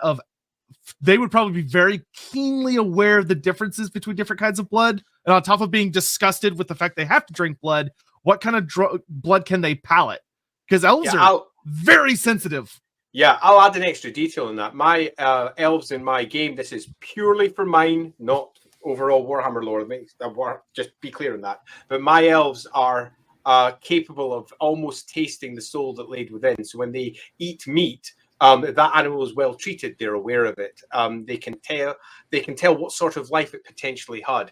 Dark elves have this heightened to a significant degree. And just drinking different bloods, they can tell what species it is, what sort of life they had, whether they were indulged, not indulged. They get taste for particular types of meat because of this. And that wraps into just the idea that elves are not just physical creatures. They are gaining more than just the physicality around them. And tying something like that to enhancing that, taking that sense that they have and then wrapping it up so that they can taste every single last detail of that life. It could then potentially be almost transformative for them, becoming as addictive as just eating in general. Because we need food, it causes us to have hunger pangs. They could have instead spiritual pangs when they're not getting them opened up to certain sensations that they want to taste. The blood is the way to it. You could build a really cool story out of that. That'd be super fun. Yep. Yeah. And I would also play around with, like, if they can glean types of knowledge and stuff from that. Maybe give the player almost an incentive to, hey, you could try utilizing this for information, but you could also get addicted and it could become a problem. Also, Hawk, you're fired for that pun. you're not a mod anymore. Get out. Get the heads. But okay, we are well over time. So this has been a lot of fun. Thank you everyone for coming by. This was a blast. I really like this new system. It's actually a lot smoother and cleaner than OBS, and I'll be trying to get some additional goodies for the future. But I don't think we have anything else super important to go. So I think next week, if your schedule allows, I'm not 100% sure. Yes, good. Okay. So next week, super fucking excited about this. We're starting like the full-on lore chats. We're not talking mechanics, we're not talking systems, we're just talking fucking Warhammer lore. And next week, the episode is titled The Deconstruction of Malekith. And we are going to just go all in on the Witch King and try and somehow stuff that into like 2 to 2.5 hours, which is not going to be enough time. But we're going to try. So we're going to be talking about Malekith, talking about his lore, what it means, how it's changed over the years, what like the original projection for his story was, what ended up happening with his story, what that kind of, how that looks and feels like. And it should be a lot of fun because Malekith is genuinely probably the most interesting character in Warhammer Fantasy, or close to it. Yeah, I love Malekith. Malekith's ace. And there's going to be a lot of other characters included in that topic. So, like, we're going to be talking about Marathi. We're going to be talking about Anarian. We're going to be talking about probably Tyrion Teclis a little bit. We're going to be talking about, like, a lot. So it should be a ton of fun. I hope you're all looking forward to it. And Andy, you got anything as we're heading out other than, by the way, there have been links popping up in the chat. Please be sure to check out Andy's stuff over on LAWhammer and the Rookery. If you're not subscribed to their YouTube channels, you should be. Thank you, Hawk. So please subscribe to their channels. Also, you can check out their Patreon. Please. They also have really amazing blogs. Andy mentioned those quite a bit. You can find them on their Discords and their Patreons. I support them on Patreon, so you should support them on Patreon. You have no excuse. I 100% agree with that opinion. Mornington, I don't. Do Dark Elves have repeater crossbows because American? What? Do Americans even have repeater crossbows? And also, Andy, so this is okay. I have one last question for you because it comes one up last question. It comes up a lot. Okay, it's a Fishman. Don't get me started, okay? Don't not get me started. So I'm gonna restrict you to try and keep this like to a handful of words. Okay, I'll keep it down to a couple of sentences. Here we go. Right. So a lot of people ask this for the Warhammer races. Let's say like the main 16, right? So like Chaos Dwarfs, the playable Warhammer Fantasy Battle races.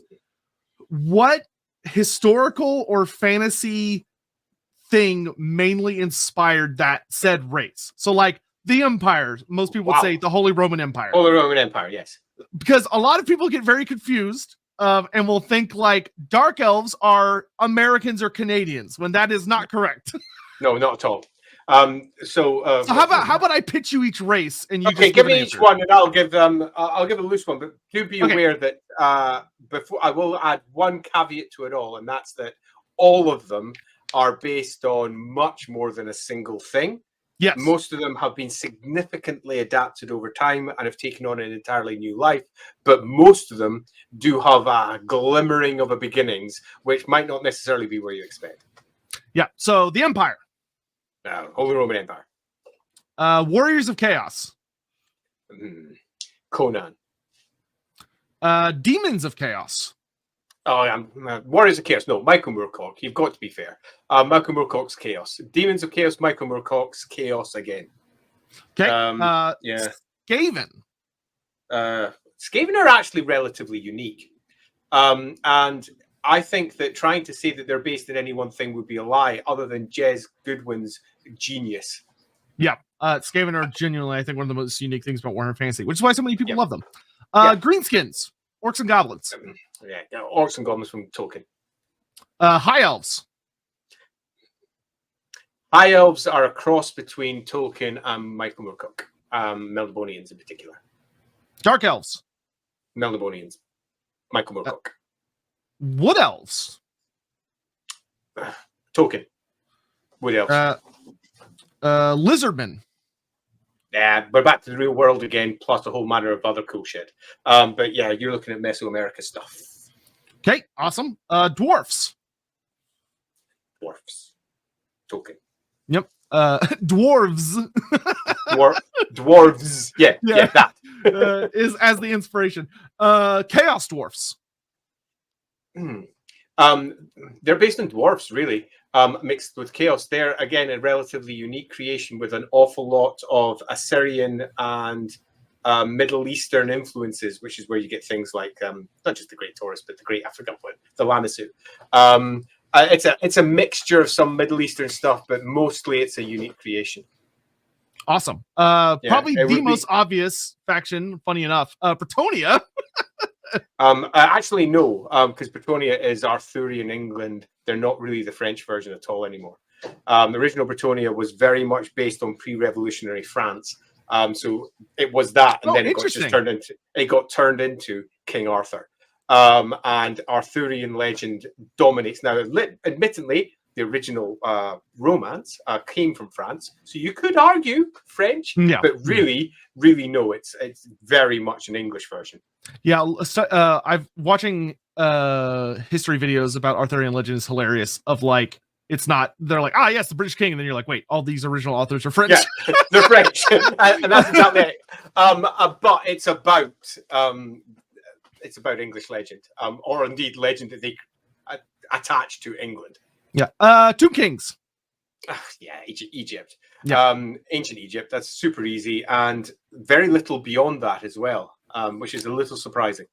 Yeah, which hilariously is why they did not make it into Age of Sigmar, according to sources. Yeah, but back to the old world, which is hilarious. Really doesn't surprise me in the slightest. And I was a little surprised that they ported over the Lizardmen for exactly the same reason. I expected when the Lizardmen arrived in Age of Sigmar, they'd be quite different, so they didn't just look like a cultural lift. Yeah. And lore-wise, they were a lot different, but the menus didn't change until very recently. Yeah, quite. They're almost identical. Ooh, wow, new sculpts. Yeah, they're really nice. Vampire counts. Oh, actually, Dracula. I mean, it's obviously far more beyond that, and they built on the legend, so it's vampire lore in terms of cinematic lore, actually, more than it is real world lore in general. But we start off with Dracula there. The Karsteins are pretty much that in a nutshell, and they were the driving force behind the original creation of the Vampire Counts army list. You're telling me Vlad von Karstein is based on Count Vlad Dracula? What? I know, it's crazy, isn't it? I remember discussing this with Steve Saville, who wrote the Black Library novels, and I did a picture for him of Vlad actually, I described him as having read the bits. He's actually almost the Heathcliff of vampires, just because of the moodiness. For those of you who know your English literature, but moving on. Norska, because a lot of people ask about them specifically, but yeah, that's Vikings, that rather than any particular pop culture Vikings, pop culture Vikings to their core, which is such a shame because depending on which version of Norska you get, they've effectively said, Vikings are bad guys. Yeah, definitely. I was super happy when they got the Tome of Corruption expansion that goes into like their actual culture. I did quite a bit bits and bobs in that to try and you just got to try and muddy those waters because you don't want it to be this culture, real world culture, is synonymous with evil. Yeah, well, it's like they show up in the old world. People do trade with them. That lore is that lore even that predated the Tome of Corruption. That wasn't new, so it's like they can't all be bad. Vampire Coast. Oh, interesting. Vampire Coast. So this is I remember debating this a bajillion years ago when we first spotted it pop up on the map, and they're like, "Where the fuck did the Vampire Coast come from?" They've just put the word vampire and dropped it down there, haven't they? And I've never really gone beyond that. I mean, other than obviously looking at the fact that they've changed it over the course of time, and it's almost become Pirates of the Caribbean-esque style vampire. Yeah. Hey, for everyone in chat. Vampire Coast predates Pirates of the Caribbean as you know them now. Okay, so we were here first. Yeah, it's the truth. But they turned into the Pirates of the Caribbean. Yeah, and Total War did lean into it a lot heavier than it already was. Really did. But I'm cool with that because they're awesome. I shit y'all not. If any of y'all are music buffs, if you go watch the Vampire Coast reveal trailer, the music motif they give for Luther Harkin is literally just Jack Sparrow's theme from the first Pirates movie. It's hilarious. It's very on the nose. Very much so. I think that's pretty. Okay. I see people arguing about it in chat, so I'll just ask this race: the Famir. Right. So Famir, old Celtic legends, particularly over into Irish with Baelor and the Fomorians. They were originally created to be a unique species for Warhammer and somewhat mindlessly to a degree, given the nature of their procreation and the only way that they could work. For those of you who know, it's pretty freaking gruesome. Yeah, the new lore's a lot better. Exactly, and it's been ignored, and to the point that when Fantasy Roleplay 4 came around, there was a significant debate as to whether we should even use them. We had permission to use them, we could, but their foundation point was potentially, I mean, it's potentially traumatic for some people if we used them as they were intentionally written at that point. And I was like, ugh! But we included them, but with a very vague write-up. But cut a long story short, Celtic myth. Yeah, I am so glad the Famir got repaired. Because like plus it makes the matriarchs so much more interesting. Yeah, it really does. They're all right. I can't believe I forgot them. Just like Games Workshop always likes to. Beastmen. Beastmen. Really, it's RuneQuest Brews. But they in turn were based on Michael Moorcock's Chaos. Awesome. And then Kislev. I'll let y'all have that one, chat. The obvious one is to say Russia, but it's actually significantly more complicated than that. If you look at, say, the Ungol peoples that live there as well, if you look at some of the peoples that lived before Kislev came to power, so to speak, but Russia is easy. Camilla, I would correct me if I'm wrong, Andy, but I believe Araby is more like Arabian Nights, not so much historical, but more fantastical. Yes, it is. Granted, if you go back, I will grant you, old Araby is very... In the same way that Britannia is the old Grail romances, Araby, what little exists of it is far more the fantastical side of Arabian Nights. If you look at, say, for example, the Warmaster troops that were created, you had bloody flying carpet users and all the rest of it. And much of the older lore for Araby was just almost bad stereotypes of the sort of things you might get in Aladdin and all of its various associated pieces of fairy tales from the East. It's often pretty problematic in terms of its presentation because it dials deep into stereotype. I would love for it to get a proper treatment. Yeah, I've told y'all about this, chat. I have a video that I just finished writing about Araby that I'm going to be releasing probably in a week or two.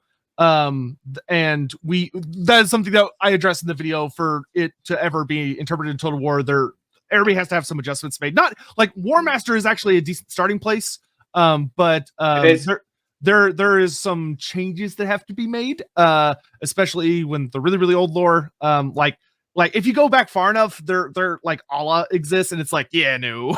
Yeah, no. Because it's if like, you listen, take a look, Christianity and Judaism don't exist in Warhammer, so I don't think Islam should either. It's best just to leave them out. 100% shouldn't. And I mean, it was touched up and slightly better handled in, say, for example, the Liber Necris and some of the attendant lore that popped up in the Inferno magazines, where there was more of a you had the religions of the Jinn, and they needed to use the Jinn to get any magic because they were so far away from the gates that there was no real way to use magic in the same way when you were down in Araby and into the getting closer to the equator. And there was some extra pieces added there as well for Nagash and why he needed so much warpstone to do everything that he was doing because of the lack of natural magic that was in the area. And if you use that as a start and use the Jinns and take, for example, the ship that was inside the Dreadfleet shippy game. Yeah. Dreadfleet, thank you very much. Okay, and how it was using effectively elementals, but Dien to produce its capabilities. I think you then start moving into something that's a bit more interesting, a bit more unique, rather than necessarily just being, let's port this bit over, port that bit over, port that over. There are definitely things. I think between Dreadfleet and Warmaster and stuff, and some of the lore adjacent to the Tomb Kings and stuff, there are some things you can lean into that are really exciting. And we'll talk about that. But anyway, I got to get Andy out of here. I've kept him hostage for too long. See him fanning himself over there. He's got to go cool off. Oh, yeah. Sorry. I forgot one race. Ogre Kingdoms. This one's a bit more problematic in terms of when I remember when the Ogre Kingdoms first came out in their new reformed fashion. So the very first Ogre King army list. Yeah, 6th edition was very different from what they turned into later. Yeah, and they effectively were, interestingly, given they'd used the stereotype before, big, gigantic Mongols. And they were given thin, very Mongoloid mustaches. Everything about them was very much the threat from the east and the great horde that could come over. And whilst it was a loose lift from that, the bits that they chose to lift were somewhat painfully obvious, and they were falling onto racial stereotypes rather than necessarily cultural stereotypes. And that made them a touch unfortunate. They got upgraded quite a lot over time. They changed the skin color of them as well. So to begin with, they were all given what they described sallow skin, and some of the descriptions were a little bit unfortunate. Loosely speaking, the difference between these from the steppe. Yeah, the 6th edition Ogre Kingdom. If you ever want to like read like a dramatic shift, read the 6th edition Ogre Kingdoms book and then the 8th edition Ogre Kingdoms book. They are completely different. Yeah, quite significantly so. Yeah, and it was It was good because they needed to be. Yeah, they like I don't even know if I like in Total Warhammer I feel like you could still see very small hints of kind of that original Mongolian inspiration, but it gets completely swallowed up by now it's one influence amongst many, and influences and easy ways of interacting with the material for people who are new to it. It's not a bad thing. Saying, for example, oh, it's just the Holy Roman Empire from history, but with a polytheism and magic and loads of cannons. Away you go, and you're like, okay, I think I understand that. And people can go look at real world history and go, oh, it's just this. So it's not necessarily bad, but when you're moving through your Hobgoblin cans, and you're moving through the Ungauls, and you're moving through so many drawing from the same stereotypes, largely because of a cultural lack of awareness of the deep and varied different versions of Eastern culture there is that they could use as an influence. But no, all they do is, it's Mongols, isn't it? Because that's all they apparently know, because they haven't done much research. Yeah, the in it on the end really painted that picture well. Yeah. Yeah, and I think it is very important to acknowledge that, like, with very rare exception, almost every Warhammer race had very problematic parts, but it has grown a lot as a setting, thankfully. And it has surprisingly avoided a lot of pitfalls that modern fantasy settings or sci-fi settings. I broadly agree. I mean, where Warhammer was at its strongest in terms of not falling into a gigantic, horrible pit of horrible stereotypes and cultural lifts is where it was dealing with their own culture, European culture, or alternatively, the lifts that they took from Tolkien and Michael Moorcock. When they took those two, along with some other fantasy authors of the time, but much less so, and their basic European stuff, they were broadly fine. When they moved outwards, it got in some places really ugly, particularly in the 3rd edition of Warhammer. Oh. Yeah. Luckily, all of those that are at least presently being used have been heavily cleaned up. And those that are not presently being used, I genuinely believe are kind of being cleaned up behind the scenes, because I think they do want to use them. Because I mean, I've heard rumors of things with like Games Workshop one day, maybe one day wanting to go back to the pond, and that's going to take some rewrites. That's going to take some big boy rewrites. Yeah, pretty big boy rewrites. But like Cathay is substantially different now than what it used to be. Wildly different. And I love modern Cathay. It's awesome. Yep, me too. All right. Anyway, no more questions, chat. We're done. Thank you all again for watching. Andy, thank you so much for coming by. Pleasure to have you as always. I'm super excited for next week. Me too. Yep. Chat. I am stupid and didn't do a green screen for this, so I have to send y'all on a raid before I can off the thing. So I'm gonna send y'all to go watch Nikki paint minis, because she's gonna paint a bunch of lizardmen for me in the near future. But she is currently painting, I don't know what she's painting right now, but I think she's painting Space Marines or something. Oh, she's painting LAWhammering. Yes. LAWhammering. Subscribe. Yes. Check out LAWhammer every Friday, pretty much. Although this Friday, we're off this Friday because we're all having a holiday. But I'm going to be posting a bunch of videos up on YouTube. That's good, though, because that means you can get caught up. It means I can get caught up. Yes, it does. Yes, it does. Because, god damn, there's a lot of LAWhammer. There'll be, come Friday, 25 episodes. Jesus. Already. And that officially only 10 episodes, but it's all the tales that lie behind. Well, and it moves quick. Like, for anyone watching, like, it moves so quick. Like, y'all got through part 1 so fast. That was the plan. Yeah, granted, the sessions are long. Like, it's not like it was like 4 2-hour sessions. No, they're hefty. But anyway, bye, chat. Bye. Bye. Get out of here. Get out of my face.